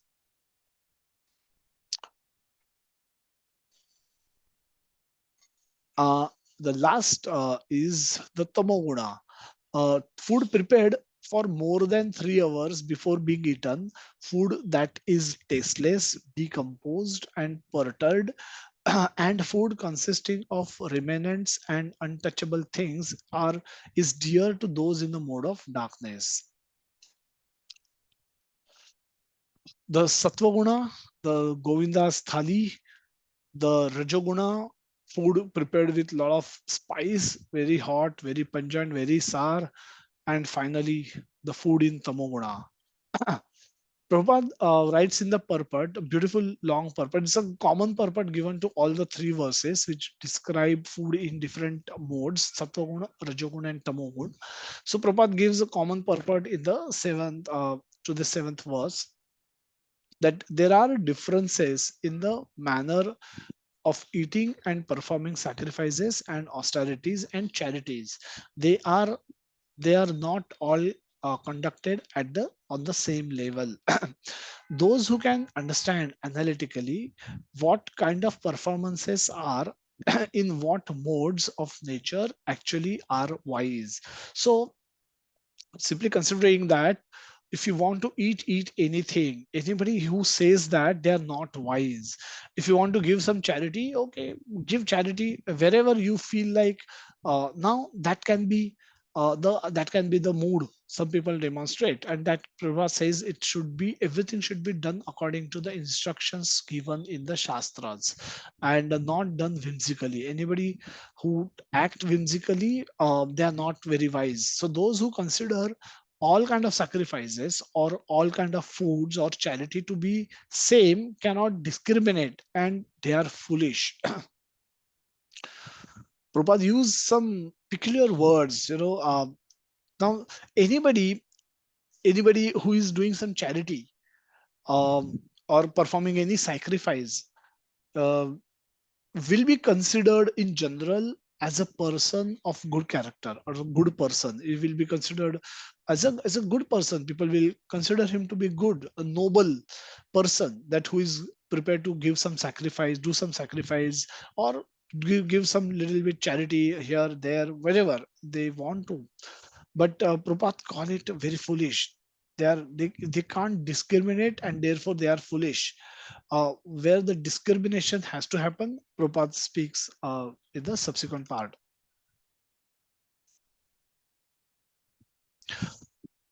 The purpose of food is to increase duration of life. Now we are looking at the purpose given in 17.10. The purpose of life food is to increase duration of life, purify the mind, and aid bodily strength. This is its only purpose. Now some may say that uh, uh, duration of life is fixed. We may we hear often that we say that duration of life is fixed at the time of when we were born, and it is fixed in terms of number of breaths that we take. So if you eat passionate food in a lot of passion, it has it will engage us in passionate activities where we will spend, or we will breathe faster, and we will reduce our duration of life by that way. So yogic process, on the other hand, they control their breath in such a way that that increases their lifespan, the time they spend on the planet, by simply reducing the number of breaths that they take. They can take one breath and stay in that way for long time, and that way their duration of life can easily be increased. So it is though the both the statements are true, and the food that we eat can have effect on us, can increase our mode of passion, can give boost to our mode of passion, and then we engage in passionate activity and we burn our breaths faster and reduces our time span. That's possible. So the purpose of food is to try and increase the duration of life, purify mind, and aid bodily strength. This is its only purpose, purification of mind. So we all of us need to believe, we have to have that faith, we have to have that understanding that the food we eat just not affect our body, it affect our consciousness, the mind. And if we eat prasad only, if we eat food which is sattvic in nature, offered with prepared with love and offered with devotion to Krishna, and then we consume it, then it can not only give us a bodily strength, but it can purify our mind, it can give us devotional strength. With that, we will be able to perform devotional activities with with more determination, with more commitment. So it will actually help us in performing devotional activities. There's a beautiful verse. It's quoted in one of the session by a senior devotee. It comes in Chaitanya Charitamrita that विषये अन्न खाइले दुष्ट होइला मन. विषय विषरे विषय या विषय अन्न खाइले दुष्ट होया मन, नाही कृष्णेर स्मरण. So that mind where I have taken food which is in the mode of passion and mode of ignorance, now that has a negative effect on my mind, because my mind is becoming dushta. Dushta is, it's doing things opposite to my desire. My desire is to love and serve and remember Krishna, to hear about Krishna, to glorify Krishna. But my mind does the opposite. Nahi Krishnera Smaranam. Now I remembering Krishna becomes very very difficult. now, now that happens when we are when we eat too much outside food. We tend to lose our consciousness, our and that happens it can happen to everyone, no matter how advanced they are, no matter how many years they are chanting Hare Krishna Mahamantra. The moment you start eating outside food, which is not offered to Krishna, even if you may offer it before accepting it, it could be prepared with sattvic ingredients. But the moment, but if it is not cooked with love, um, then it loses its potency to become prasad. We may offer it to Krishna as a matter of duty, but Krishna may not accept it. Krishna may not like it. We can't offer anything and everything to Krishna. It's not Krishna is not hungry sitting there. We have to offer it with love and devotion, and then he accepts. That is the important ingredient which he accepts. And if we see the milk food prepared is not with love, then he may not accept it, and that will not have the same potency, even if it is cooked with sattvic ingredient. And Prabhupada says in the purport that in the past, great authorities selected those foods that are best aid health and that best aid health and increases life duration, such as milk products, sugar, rice, wheat, fruits, and vegetables. These foods are very dear to those in the mood of goodness. All of these are pure by nature. Fatty food, as mentioned in the 8th verse, have no connection with animal fat obtained by slaughter. Animal fat is available in the form of milk, which is the most wonderful of all foods. Milk, butter, cheese, similar product give animal fat in a form which rules out any need for killing of the innocent creatures. It is only through brute mentality that this killing goes on. The civilized method of obtaining needed fat is by way of milk. And the Prabhupada talk about uh, slaughtering activity, slaughtering of animals, which is done in a factory-like environment where animals are brought and they are tortured, they are killed in a very, very brutal way. Prabhupada referred to it as a subhuman way of life. A slaughter is a way of subhuman. It's completely unsuitable for a human to do something like this. And we hear that the slaughterhouses, which has poultry, basically the which kills chickens. Now, it is said that the chickens are stored in a very congested area before they are put on the conveyor belt for chopping the head. And at that time they used to poke each other, and once with their beaks.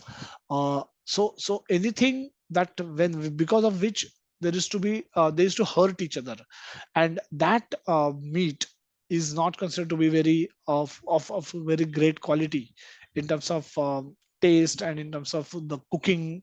So what people started doing is they started removing beaks of hens before they are put into that congested area um, where they used to earlier poke at each other in the frustration in the frustration of the way they are put in.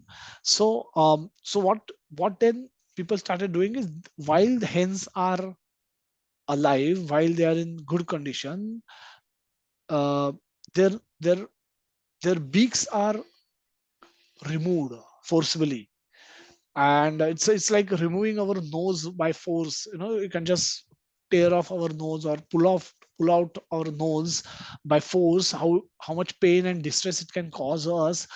Similar something like that is caused to the hens and the chickens, that the beaks are forcibly removed, and eventually they are killed in brutal way, and they die in fear and in the fight mode.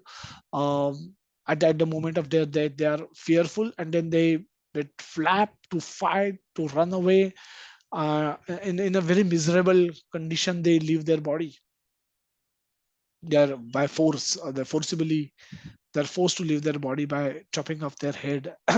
now now that food, when we eat, when people eat now, that is not required. That kind of proteins are not required. Protein, Prabhupada says, is amply enough available through peas, dal, and whole wheat, etc. Enough protein is available in other sattvic ingredients for us to survive in the world. So animal slaughter is completely unrequired and completely unnecessary, completely demoniac, completely sinful. What to speak of slaughter of cows for the purpose of food. So there is to be, you can do a mental activity. Imagine, if you're a student yourself, imagine yourself going to a field visit. Your college or school must have had arranged for a field visit, where they say that, or if you have kids, then you can say that you want to send your kids for a field visit that is organized by school, where school will be taking them to a field where there will be fresh vegetables. The kids will go and pluck those fresh vegetables from the field. There will be tomatoes, there will be brinjals, there will be bhindi, there can be other nice vegetables, there can be mirchi, chilies, and all of these vegetables they will pluck, and then they will bring. There will be a big fire, they will cook a nice meal in the field itself. They'll make some bajra rotis or bhakris as they call it, and then all of them will eat. They will take a feast. Now this is one type of field trip. The second type of field trip is where you'll be taken to a slaughterhouse, where you will be by your own hands will be performing slaughtering activity, will help in slaughtering activity.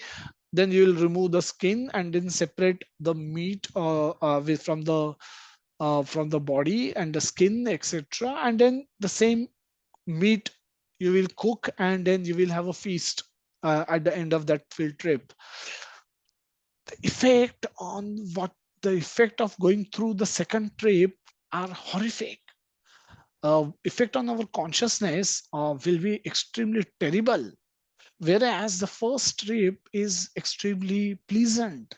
You know, so hence the first and the foremost regulatory principle that Prabhupada brought in is no meat eating in ISKCON, and no meat eating, and only within vegetarian mode also. Vegetarianism also, he says we are not vegetarians, we are prasaditarian. We want to only eat food that is offered to Krishna. So food should be offerable to Krishna. Food should be cooked with love, only with sattvic ingredients and with love, and then offered to Krishna with devotion. We want to just don't want to eat for the purpose of living. We want to eat for increasing our Krishna consciousness also. And this is a recommended way by Prabhupada, and practiced. He himself practiced it. He forced all his Western disciples to practice it. Most of them are practicing last 50 years, and hence as Indians, we have no excuse not to practice it, not to accept it. This is something, the least doable thing which we can do for Krishna.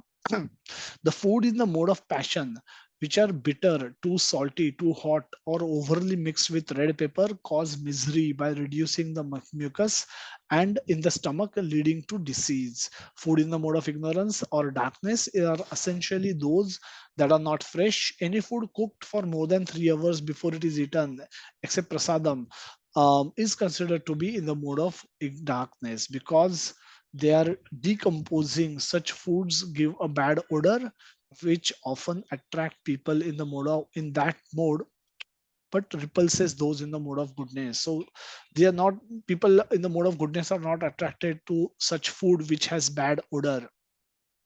The best food, Prabhupada now talks about the prasad. The best food is the remnants of what is offered to the Supreme Personality of Godhead. In Bhagavad Gita, the Supreme Personality, the Supreme Lord says that he accepts preparations of vegetable, flour, and milk when offered with devotion. Patram pushpam phalam toyam.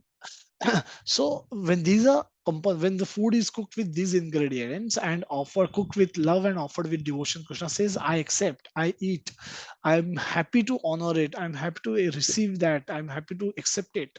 Of course, devotion and love are the chief things which the Supreme Personality of Godhead accepts. Now he's not interested in food per se, but he's more interested in love and devotion.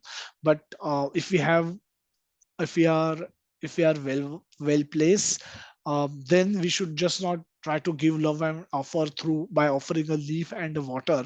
Then we should prepare a nice feast for Krishna and offer it to him, and then accept it as prasad and distribute it to everyone. Any food prepared by the injunctions of the scriptures and offered to the Supreme Personality of Godhead can be taken, even if prepared long ago, because of such food is transcendental. Now, now Prabhupada given this statement in the purport, but again, one has to take this in the context that it doesn't mean that that the food can never become stale. Even prasad can become stale, but prasad will never lose its spiritual potency. But food that is prasad also has material potency, and if material potency, material characteristics have gone wrong, then it will have right wrong effect on our body. For example, if one may be diabetic person, and one may uh, one may be one may be eating too much of sweets in ISKCON, or in as matter of prasad, too many rasgullas, too many gulab jamuns one may eat, calling it to be prasad, will have will get spiritual benefit of eating prasad, but also will be forced to accept material benefits, because prasad is made up with ingredients which are material, and material will have effect on our matter body. Our body is also matter, made up of all matter. So the material effect will also be there, spiritual effect will also be there. So one has to use one's judgment to decide what to eat, even if it is prasad. Too much of everything is bad. So too much of sweet, if one is not conducive for to eat sweet, is also bad, even if it is prasad. So one has to use one's own discrimination judgment in applying the principle. So therefore, to make food antiseptic, eatable and palatable, all persons for all persons, one should offer food to God, so to supreme personality of Godhead. Antiseptic, it's an interesting word Prabhupada use. Antiseptic means it has to purify us, it should be eatable, it should be palatable for everyone, and it can be. Prasad is all this. Prasad is antiseptic, prasad is eatable, prasad is palatable, so everyone should therefore eat only prasad. Yajna sacrifice is the next topic Krishna picks up. Now the food yajna, uh, yajna, dana and tapa. Yajna is a sacrifice, dana is a charity, and tapa is austerity. Now these three things also signifies something different. Now one has faith, and when one is acting in these three things, one is performing sacrifice, one is performing um, a yajna sacrifice, one is performing, doing some charity, one is performing some austerity. They are acting under faith, they are acting in some faith, and this is the faith in action. And so why these are necessary? So these are necessary because we have depth towards everyone. We have our own body, which is made up of 5 material elements which are given to us by mother nature. And hence, for this body, for the purpose of this body, this is called adi atmic activities, adhyatmic activities, adi bhautik activities, and adi daivi activities. So adhyatmic activities is we give back to our own self, our own material body, by performing austerities, by performing uh, by performing austerities like ekadashi fasting and other prescribed austerities for the in the Gaudiya Vaishnavism. We give opportunity for body to heal itself. So this is, we are giving, this is the way we are giving back to the body. The soul has been given this body, and body needs to be cared for, body needs to be respected, because manushya janama is valid as long as we are occupying this body. The moment we leave this body, there will be no manushya janama. That durlabha manushya janama satsange tarah e bhava sindhure. In this bhajan, tarah e bhava sindhure, we have to cross over the bhava sindhu. Sindhu is ocean of material nescence. To cross over the ocean of nescence, or the material ocean of material world, we need to do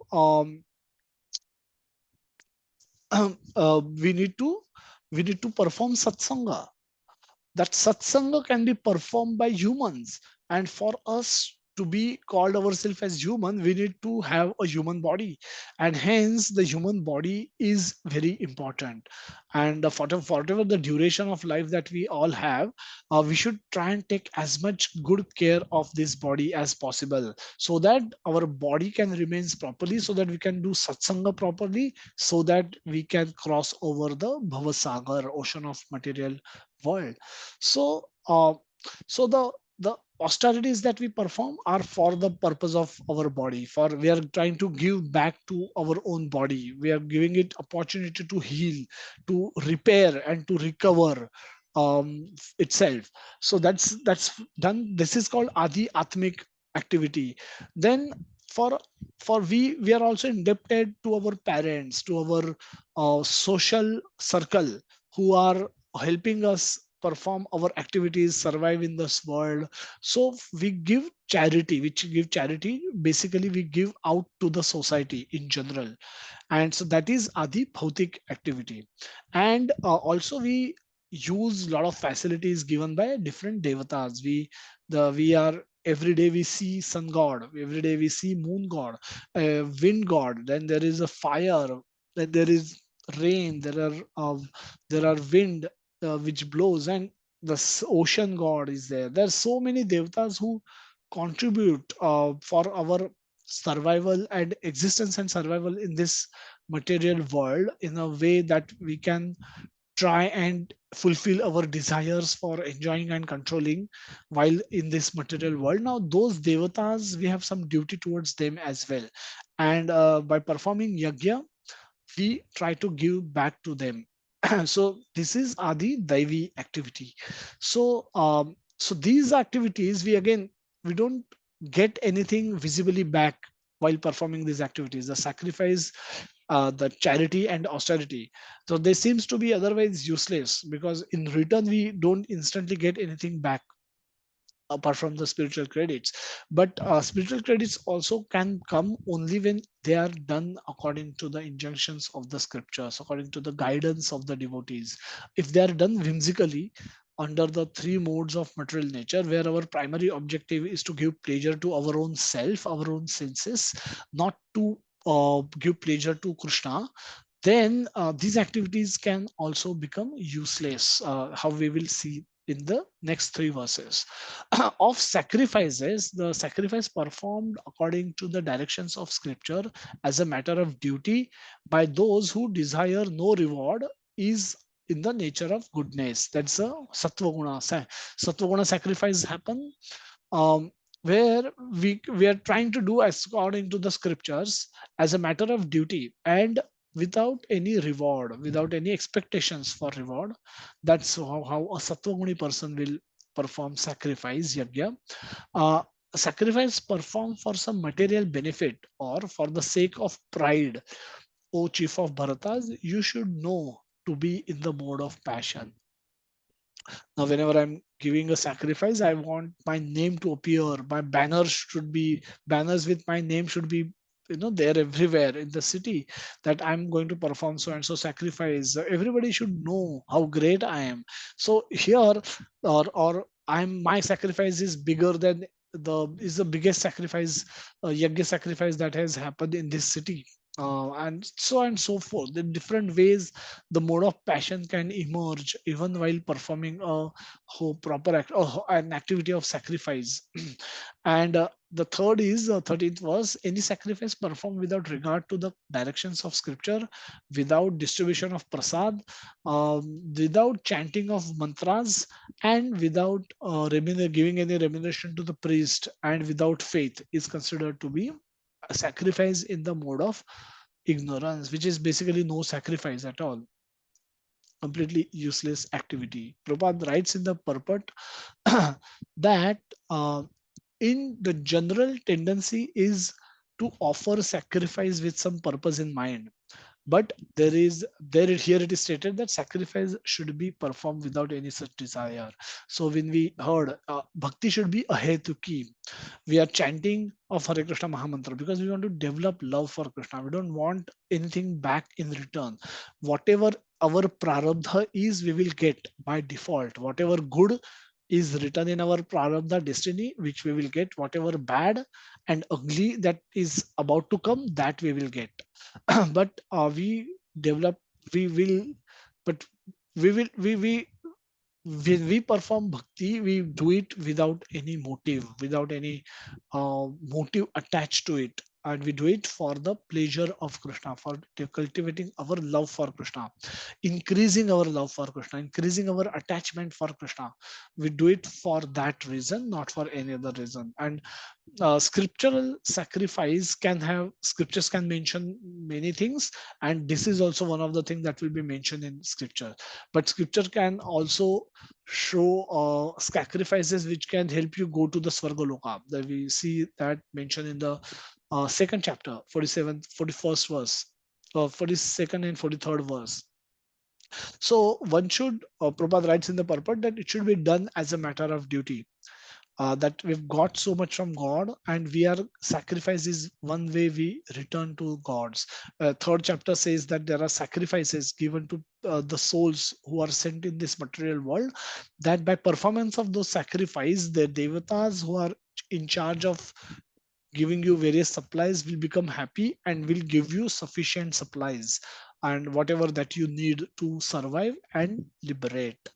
The third chapter, 10th verse. So sacrifice is must, and one should go to a temple or church as a matter of duty, or to offer respect to the Supreme Personality of Godhead and offer flowers and eatables without any purpose of obtaining material benefit. Everyone think that there is no use in going to the temple just to worship God, but worship for economic benefit is not recommended in the scriptural injunctions.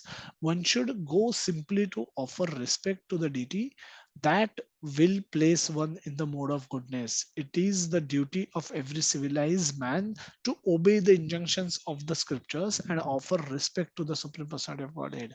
So, what is the difference between a person in goodness and person or a devotee? One person in goodness is acting as a matter of duty, not as a matter of love. A devotee will go to the temple and offer respect to the deities as a matter of his love, his expression of his love for Krishna. The underlying feeling could be same. Uh, because he has given me so much, because he has done so much for me, this is the smallest way I can reciprocate with him. I can give something back to him, not as a duty. As a duty I have to give, but I love Krishna. I am in love with Krishna. And as a matter of, when I'm in love with someone, I need to do something for that person. I desire to do things for that person. And as a whatever I can, I'm doing for Krishna. Now, so the devotee act at a platform of love, while a person in goodness act at a platform of duty. Now, duty is still uh, not love, maybe a step before one's love is awakened. To summarize, we discuss, we did a quick revision of all the important verses, summary verses from 13th chapter till 17th chapter, 16th chapter, and then we looked at how faith means, what faith means, and what modes of material nature means, because these two will be the constant companion for us till the end of 18th chapter. And so everything is explained with a reference to the modes of nature, and why people act with faith. So the faith and modes, the combination of these two, with the person act with the, whatever people do is a function of these two things: the faith, what faith they have, and which mode under which whose influence they are acting.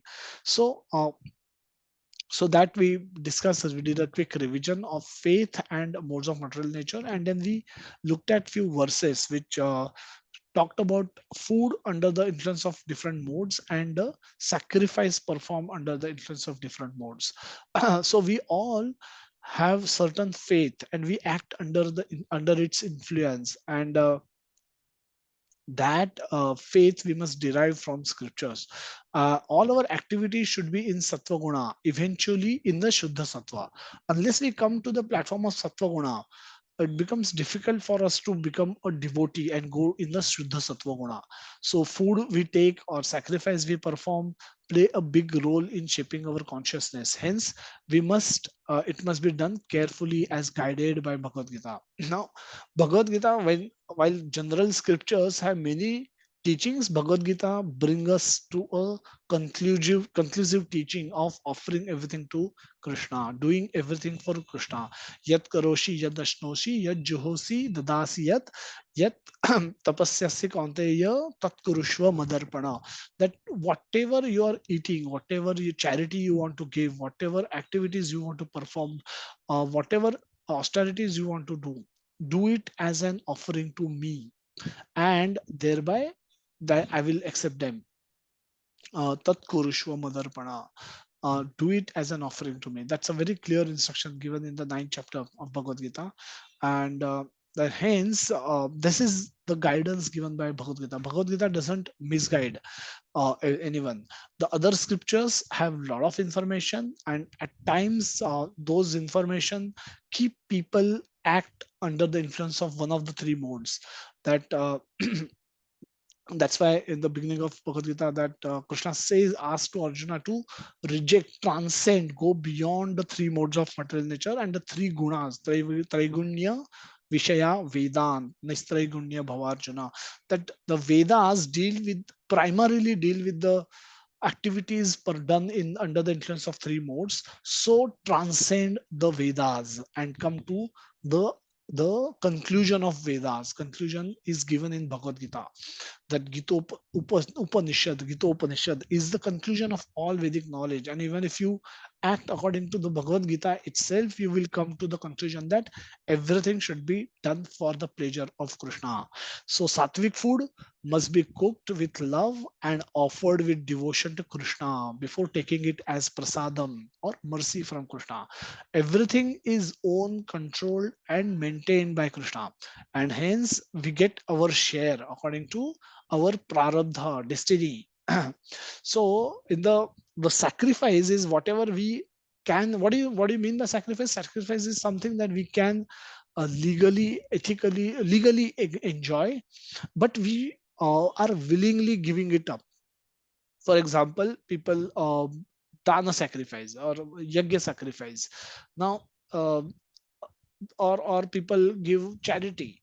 That is also a kind of sacrifice. A money which I have earned legally, or and I have capacity to enjoy. I can have desires to enjoy, but I'm willingly giving it to somebody for some better purpose, for some higher social cause which is outside me, not necessarily directly beneficial to me but generally beneficial to the society. Now this is a sacrifice that I'm doing for what I possess. Now if it is done, if it is unless it is done according to the teachings of Bhagavad Gita, it can become wasteful sacrifice.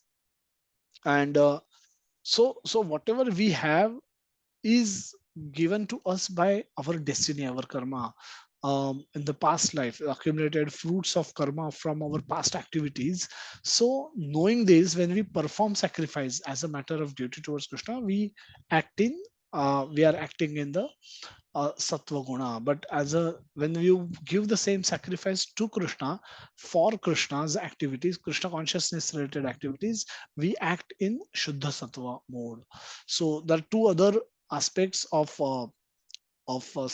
austerity and charity that we will study in the next session, and we will move forward with the subsequent teachings of the 17th chapter. So we have the facility for hearing and chanting. For cultivating and increasing our Krishna consciousness is done by these two activities: the japa program that happens in the morning, and reading of Bhagavatam and Bhagavad Gita happens from 8:30 till 9:15. So all of you are welcome, requested to join these two programs regularly. We'll come to question answer if any. Yes, Vinit Prabhuji. Hare Krishna, Prabhuji, Nandotna. I have one question. I don't eat meat, but I have one question in mind that can people like me be engaged in the business of rearing cattle that are meant for slaughterhouse, or fish farming, or uh, chicken farming? So any so eating and engaging in activities which promote the slaughtering of animals for the purpose of food, now both are not prescribed activities. Both should not be done. None of these things should be done. So that is worse than, at times can be considered to be worse than eating. So the cow protection is what cattle rearing, and Prabhupada actually, when in the purport, when Prabhupada was writing cow protection, and he writes it in the 18th chapter also, it comes that duty of a Vaishya is cow protection. And then the devotees were asking, encouraging him to write cattle rearing. To now Prabhupada said no, cow protection. Now protection is not, doesn't involve killing of a cow. Cow is considered to be our mother, and hence a cow needs to be given protection throughout her life till the end of her life. And just like how you protect your mother during when in the initial period she takes care of you, and at later stage when she becomes old, you take care of her till she dies, till she leaves her body. And so similarly, cow or animal slaughtering is uh, not a not a prescribed activity, and one should be, if at all one is associated with it in any remote way, one should disassociate, because for a devotee to do this is extremely um, it's extremely wrong, to put it in a simple word. So one should not engage in any of this activity.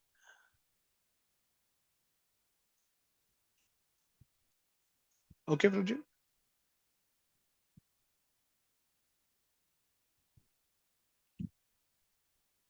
Vinit, Prabhuji? Yes, Prabhuji, doubt cleared. Okay, thank you so much. Let's go to the Hare chat. Krishna Prabhuji. Pranam. Hare Krishna, Dada Pranam, Prabhuji. Thank you very much for this nectarian session, and some of the doubts were already cleared in that. Actually, you mentioned one point that we should not hear from many of the devotees. So, was it from that the other Sampradaya devotees or our own devotees? Because we are eventually listening to so many devotees, and they are just focusing on the what the philosophy Srila Prabhupada has given, and rather they are philosophizing it in a more simpler way, and at times the meanings which Srila Prabhupada mentioned though were mentioned in very simple way, but they becomes more and more clear because to the question and answer with them. So what is the emphasis of that was on the not hearing from the other sampradayas, or was just within also even? So Hare Krishna, Prabhuji. yeah, Hare Krishna. So within also, one should, like we were discussing this with Narta Prabhuji, and one of the question that we asked him is that we often travel, and we go to, if we are not close to Juhu, we go to other temples. So should we associate? Should we go to the temple? Should we associate with the devotees in the temple, and should we hear from those devotees? Now, there could be general classes that could be happening. So one should not take spiritual guidance if you are attached to one devotees, one set of devotees. Then you need not seek spiritual guidance from other places. It's like if you are getting treatment from one doctor, and there happen to be other doctors in the city, you need not go to each and every doctor and seek medicines. It's as simple as that. It's obviously, if you are if you find something more, if you are able to hear more, even within the same sampradaya, he says very categorically that you should not be seeking spiritual guidance from other sources. If you, even if you are attached to a group, you should stick to them, and you should, because that is sufficient. One set of doctors are sufficient for your deliverance. One Bhagavad Gita is enough for us to qualify and qualify and complete our transition from material to spiritual world. You don't have to hear. You can see more than hearing that we spoke with this with reference to the 13.26 verse, which says that Shruti and then Upasate. So one has to, whatever one hears, and one may hear it from multiple sources. Even if one hears it from all the sources, if one does not act on it, then it is of no use to him anyway. But even if you hear it from one source, but you internalize it, comprehend it, and act on it, that is sufficient for your deliverance. It does not really require hearing it from every doctor or getting an opinion from every doctor that is available in your city. That's not necessary. It's not that it should not be done. It's individual choice end of the day, but it is not required. It is not necessary. So in that context, it is said that even if you are attached to a doctor, you uh, take his prescribed medicine and follow his prescribed instructions, and you will be cured. So to that extent, yes, it is true that we don't have to seek spiritual guidance from each and every source that we see. And there will be multiple sources of inspirations available to us.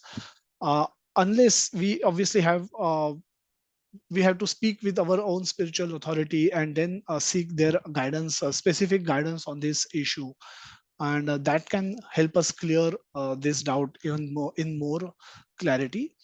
But in general, this is how we should act. We should, if we are attached to a group of devotees, we should stick to those, and knowing fully that there are other 100 devotees who are available, who could be better speakers, who could be better for, who have better following. But anyone, as I said, any one doctor is sufficient for your cure. By going to 10 doctors, taking 10 medicines may not cure you faster. But what you need to do instead is Shruti and then Upasate. Become Shruti Parayana and then perform action, bring that into actions, and that will save you. If you hear only, not act, will not help you. If you act without hearing, that is also not going to help you. So you have to hear, internalize instructions and act on those instructions, and that is sufficient even if you hear from one source. There also you need not really require multiple sources.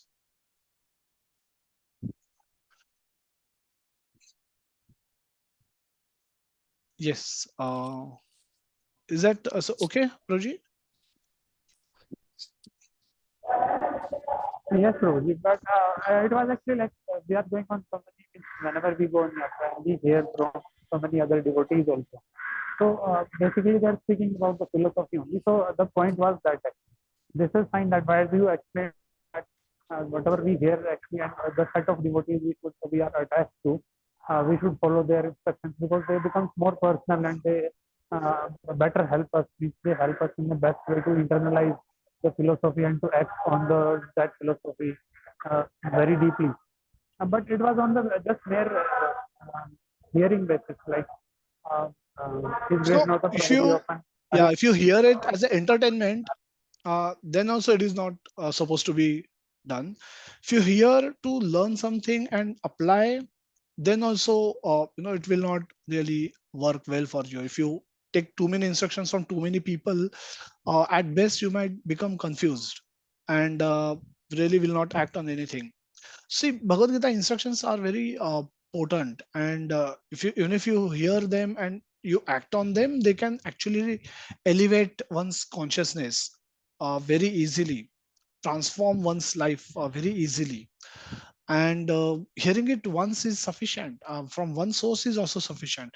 But because of our conditioning, we need to repeatedly hear, and hence we say that we need to be, that's why we say that you have to have the constant devotee association from where you hear repeatedly. If we hear the same thing, we don't hear new things, but we hear the same thing repeatedly, so that it convinces our mind that we need to act on it. So that action part is the bigger part, the better part, or the more important part, if we not act on it, no matter how much we hear, is not going to help us anyway. So our concern should be internalizing the learning and acting on the learning.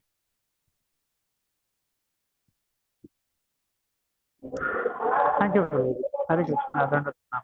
Hare Krishna, Dandavat Pranam. Mitali Mata, Vinit Prabhuji, you have a question? Or Mitali Mataji, Payal Mataji? Your hand is still raised. So yeah. Yeah, so can Mitali here. So Yes, ma'am. I'll just ask my question, Hare Krishna Prabhuji. I just wanted to know, like, how do we determine what mode we are in? Because I feel that we keep switching from one mode to another mode. So is there a way to, is that the correct thing to do? Because I don't think we are always in the mode of goodness or always in the mode of passion. So we keep shifting from one mode to another. So how do we determine what mode are we in, and is it different in all during different times? So how does that happen? How the determination happens? Yeah. So so modes, I think we discussed this with elaborately in when we discuss the modes. So modes are we're not in a 0-1 condition that now we are in goodness, now we are in passion, now we are in ignorance. So it's a mix. So there's a lot of gray involved, there's a lot of overlap that is available. In general, in the morning we are in mode of goodness. As we so if we get up early, 5 o'clock, 5:30, we complete our japa, that's in the mode of goodness we are doing it. We go to our workplace, we start interacting with colleagues, non-devotees, get work done, get our projects done, complete targets. We are in the mode of passion, we get into action, and that's we are in the mode of passion, and we come back home and go to sleep. That's ignorance. Now we keep switching. Now all the three modes we will be exposed to in different point of times, and at times we will be angry, we will be irritated, we will be will speak harsh words, and so all that can come through the different combination of different modes, and that is possible. So it's difficult for us to keep pointing, now I am in goodness, now I am in ignorance, now I am in passion, now I am need to switch from here to here. Now that is something in our functional, that's while we are functioning in the world, that is something difficult to do, and that is also not desirable to do. What we need to do is for us, acting in any mode is not is wrong. Is like saying that which is the capital of India, and if you are given three options, that is Washington DC, London, and Kathmandu. Now whichever option we choose, we will get a wrong answer. Why? Because our motivation, underlying motivation, while we are acting in the mode of goodness, passion, or ignorance, is to satisfy our own self. While a devotee, when we act in devotional way, we act for the pleasure of Krishna, we chant for the pleasure of Krishna, we cook food for offering it to Krishna, we work so that we can, whatever Lakshmi we earn, we can give a portion of it to Krishna, we can use it for service of Krishna, we can use it for serving the family uh, to whom we are trying to give Krishna consciousness. In the way it is spent for devotional subject. So where the motivation changes, the outcome changes. All we need to do is change our motivation behind the activities. And if we do that, even if we be seen as acting in the mode of passion, when we go to office and we are doing work, we are not chanting Hare Krishna Mahamantra, we will be seen as working in passion, but that underlying motivation behind acting in passion is also mode of is a mode of bhakti. Where our underlying motivation for it is to raise a Krishna conscious family, is to maintain a Krishna conscious family, is to use our Lakshmi for benefit of Krishna and his activities, Krishna related, Krishna consciousness related activity.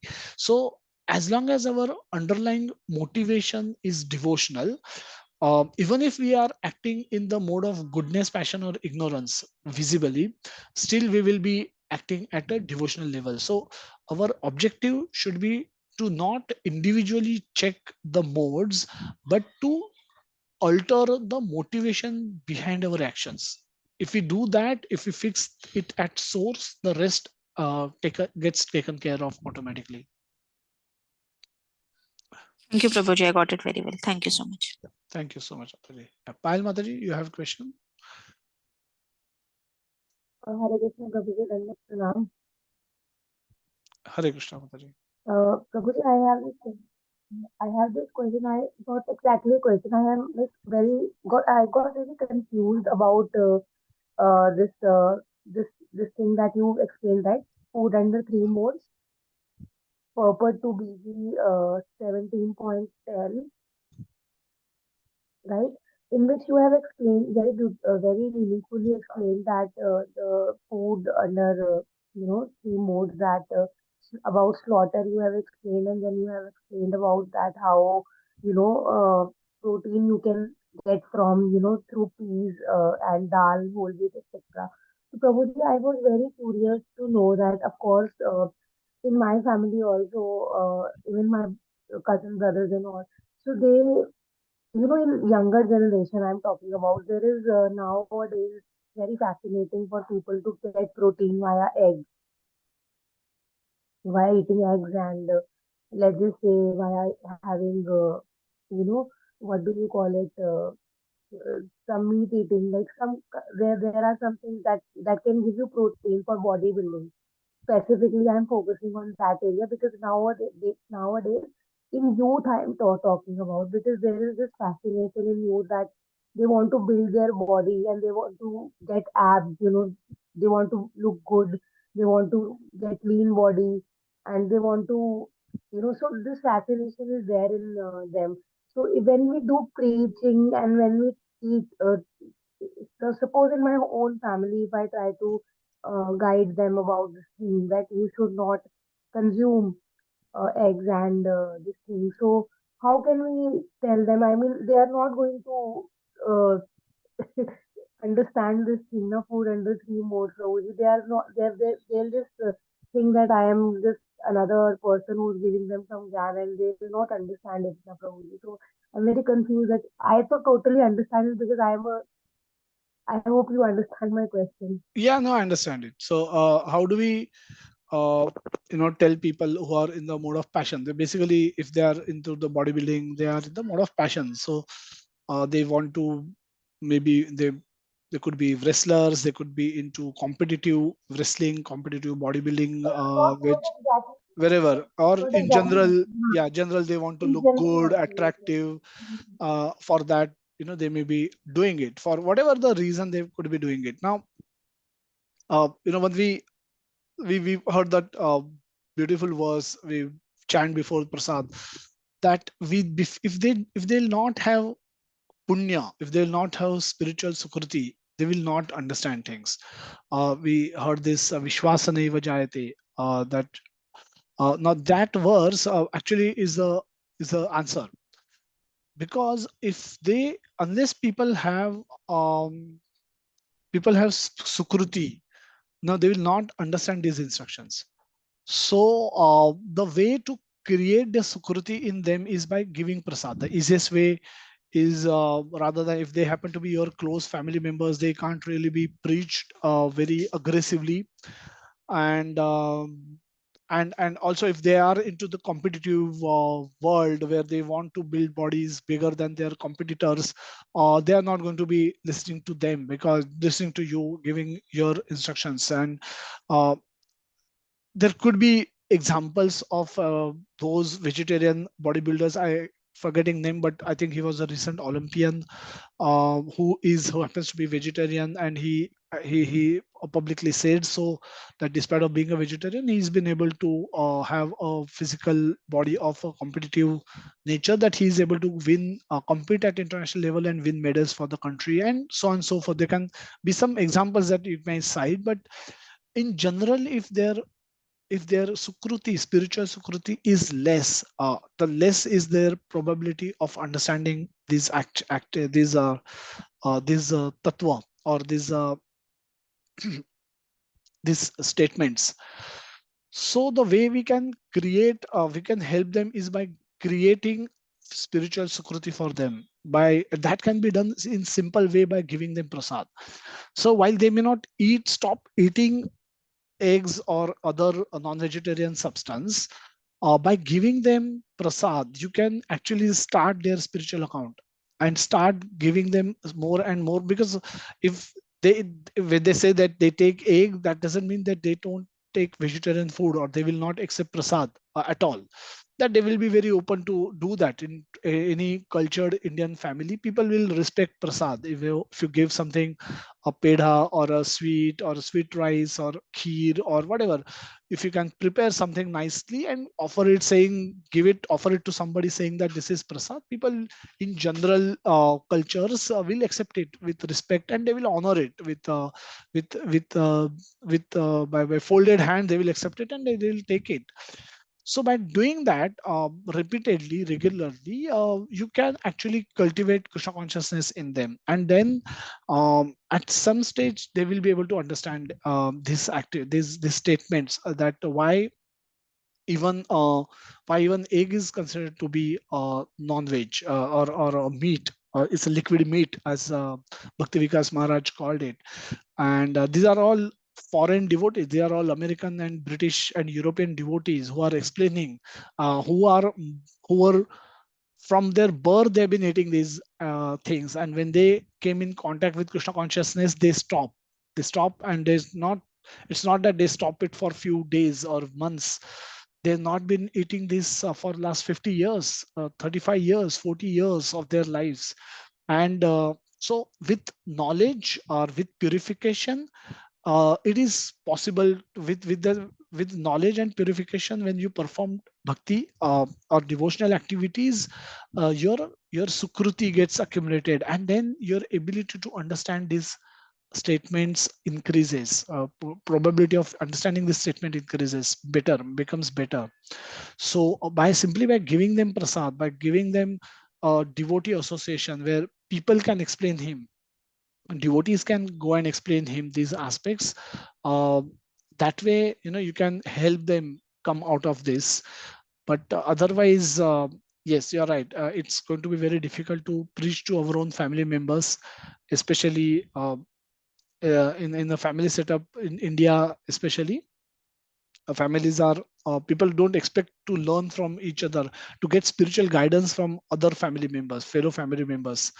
And so hence we may speak our philosophy or give all reasons, but it may fall on deaf ears, and people may not pay much attention. So easiest way is by giving them prasad, by open their spiritual account, give them spirituality, and give them devotee association, who in turn can explain them these aspects.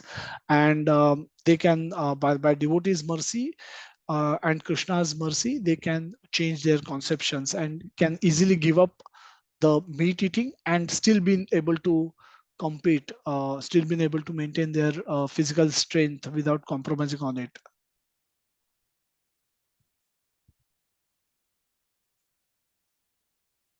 And Prabhuji, also, I think there are some religions also where I think meat eating is there, I think, right? The people eat non-vegetarian food in some religions, I guess. Yes, Mataji. Buddhism has now meat eating. They kind of made it official. So very unfortunate that what's happening. But you're right. Many religions are trying to. So the original Bible didn't had the commandment that thou shall not kill, which later was changed to thou shall not murder, to bring it a human reference, make it with reference to humans, so that they get license to kill all the other animals who are non-humans. People will start eating humans soon. I believe in some parts of the world they have already started eating human fetus. They eat all kind of other food stuff, and like frogs and dogs and everything they've started eating. So it will become worse by the progress of Kali Yuga. and people will start eating humans as well eventually, when the grains will stop growing, and rains will stop coming, grains will stop growing, and then people will be forced to eat each other for survival. So a very horrible days lies ahead, and hence we should, since we have come to this knowledge, come in connection with the Krishna consciousness, with Srila Prabhupada and his teachings, we should try to, perfect our life as soon as possible and get out of this world before the Ghor Kali Yuga begins. Right, Prabhuji, thank you so much. That was Ram Prabhuji. Hare Krishna. Hare Krishna. Thank you so much. We'll check if I have any questions in the chat box, or else we are done almost.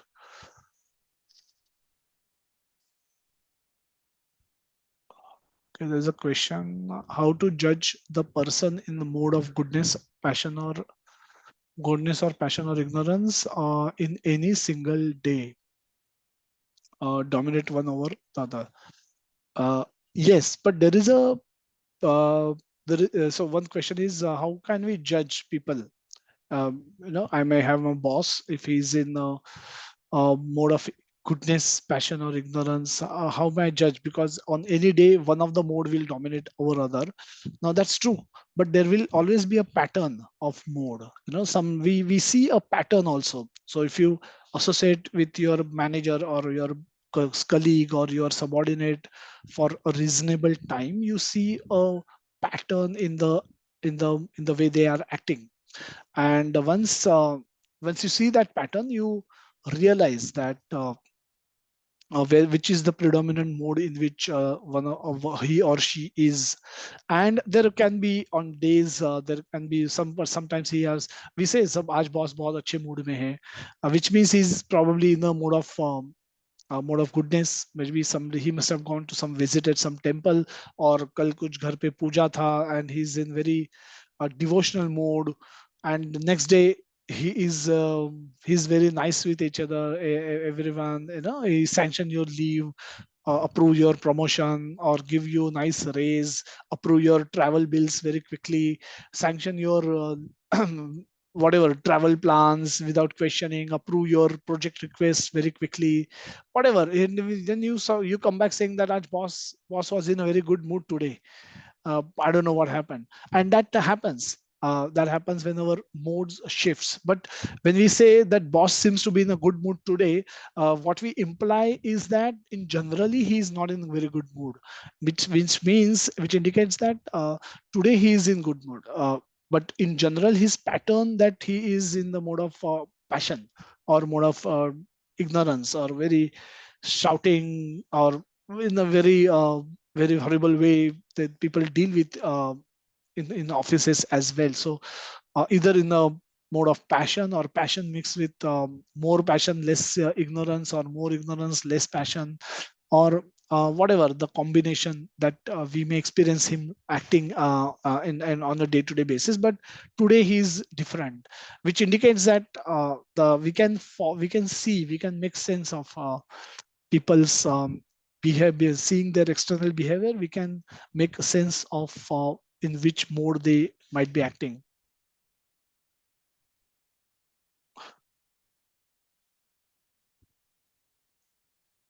Okay. Yeah, there are no other questions I'm seeing. Hare Krishna, Prabhuji. Sorry, it will be time taking. But as you mentioned in that the killing, animal killing.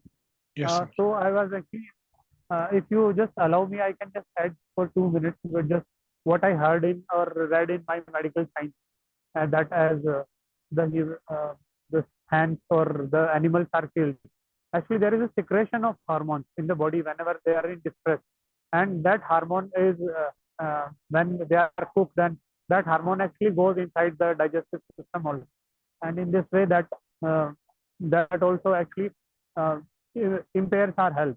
So that is means spiritually as well, that is not required to be eaten, and medical science also proves that. But since the medical industry, the so-called pharma pharmaceutical industry is so strong that they just try to cover it up and they never let it come out so that their industry keep remain flourishing. So those are also the reasons. By the scientific reasons, also the meat eating is not good actually for the body itself. And even meat digestion, it takes more energy than it is providing to the body, because the digestive processes of that is so difficult, and it extracts actually the bodily energy first to digest it, and then it gives the energy to for utilization of body. And in front of that, if we eat the sattvic food, that is always good. It's easy to digest and easy to utilize our energy as well. So I just thought of making it a point, because sometimes we become scientific as well. It's the Shastras, of course, in very elaborately, in very loud manner, says that it should not be done because of so many reasons, and our consciousness gets polluted with that. And even science also says that to a greater extent, but to which is actually hidden to people sometimes. Thank you, Prabhuji. Hare Yeah, Krishna. yeah. Thank you so much for sharing this. So wherever the scientific explanation help substantiate a spiritual statement, it can be used. There's no harm. But in general, if you see, science will always have duality. For example, if you say that people with who eat meat regularly can uh, will have more diseases. Now will have more tendency for more diseases and will have shorter life. Now, if you see in reality, now this is a statement, because this is what the Bhagavad Gita says, that it will give you disease. The ignorance and passion, food in that eaten in that mode, is a reason for disease and will shorten your ayu, shorten your life. But if you'll see the world around, now this is a general principle, but the prarabdha karma is not only dependent on food. Now it's the karma process is more complex than food alone. It's not, food is one of the factor, but not the only factor on which the lifespan or the health of a person depends upon. So a person, you can still come back with, so when we say it's science or we give that scientific evidence wherever, as I said, any scriptural statement should be a scriptural statement being has its own value because it is spoken by God, because it is spoken by Krishna, who is perfect. But if we try to only depend on understanding, accepting Krishna's statement based on the scientific evidence available, then we are making science our God. So as I said, we should accept it wherever it is helpful, but in general, it will always show dual results. Dual results, by which I mean that you can come back with a list of people who lived up to age of 100 and all their life they ate non-veg or meat. Now that's contrary to the shastric statement. Now what, so does it mean Shastra is wrong and science is right, or how do we, or how does one understand? So the theory of karma, theory of prarabdha is far more complex than 12 to 4. It may not always happen that way, and hence we should uh, make Shastra as our basis. Shastra, which is apaurushya jnana, or knowledge which is apaurushya, which is given by Krishna, given by God, who is perfect. When we take that as a basis, and to the extent science can help us substantiate points, for example, reincarnation. Uh, there is a scientific study which suggests cases of reincarnation to be true. Reincarnation is openly, boldly, in detail explained in Bhagavad Gita, the one scripture which very elaborately explained. But and there is a scientific evidence which seems to suggest that reincarnation is possible, because those case studies, Ian Stevenson and his team, they validated the case studies. They validated it against, say, 4 parameters: that there are recollections, there are there are recollection of previous past life memories, and then there are statements which are valid, which are true. More statements are true than untrue, Then there are significant uh, identifications. So he's able to identify, not only remember things, but able to identify when presented with uh, those people from past. He's able to identify. There is a recognition, there's a recollection, there is recognition. Then there are body marks that we saw Nasat's case in Turkey. He had 7 body marks where the old Nasat was killed. He got killed in a knife fight with his friends in a drunken state, and there were 7 fatal wounds which he had, which were recorded in the because it was a murder case. There was a proper postmortem report which was available, and so those exact locations where those 7 fatal wounds were, the new boy Nasat, who also had the same name, but he had similar birthmarks at those 7 places. So, and then there are behaviors which people demonstrate, like this Nasat, when he saw his wife's photo with another man, he became angry. When he met his children, who are now much elder in his age than him, he was just 6 year old, but children were elderly. He behaved with them as if he would deal with his own children. So Shanti Devi is a famous case in India. She was taken to Mathura station from Delhi. She has never visited Mathura, and she remembered everything. And they deliberately presented her with her husband's brother, and she said, and as if he's your husband, and she said, no, no, ye to jet hai. And then she went ahead, a 6 7 year old girl, and she paid obeisances to him, saying that he is my husband's elder brother, he's not my husband. So there are recognition and there is a behavioral pattern. Now when scientific evidence see all this, and then they conclude that yes, this is a case of reincarnation, that supports the original Shastric statement. Now, Shastric statement is not dependent on whether or not scientists are able to conclude that this is reincarnation or not reincarnation. Shastric statements are true by their nature, they are being transcendental. Uh, and if any scientific evidence seems to support that argument, we accept it. But even if there is no scientific evidence, I mean, even if we say there are thousands of cases, but even if there is one case, or even if there are no cases that are proven, but still the Shastric statements still stands to be true. So that way, we take help from science wherever it's able to support our argument, but in general we don't have to go searching for it. Okay. I don't see any other questions in the chat box as well. Yeah, thank you so much, Roji, for nice explanation and nice detailed information. So we can end today's session. Thank you so much, everyone, for staying back for these wonderful question answer sessions that happens towards the end. And we'll meet next Sunday, we'll continue with our discussion on the Bhagavad Gita with very interesting topics of austerity and charity.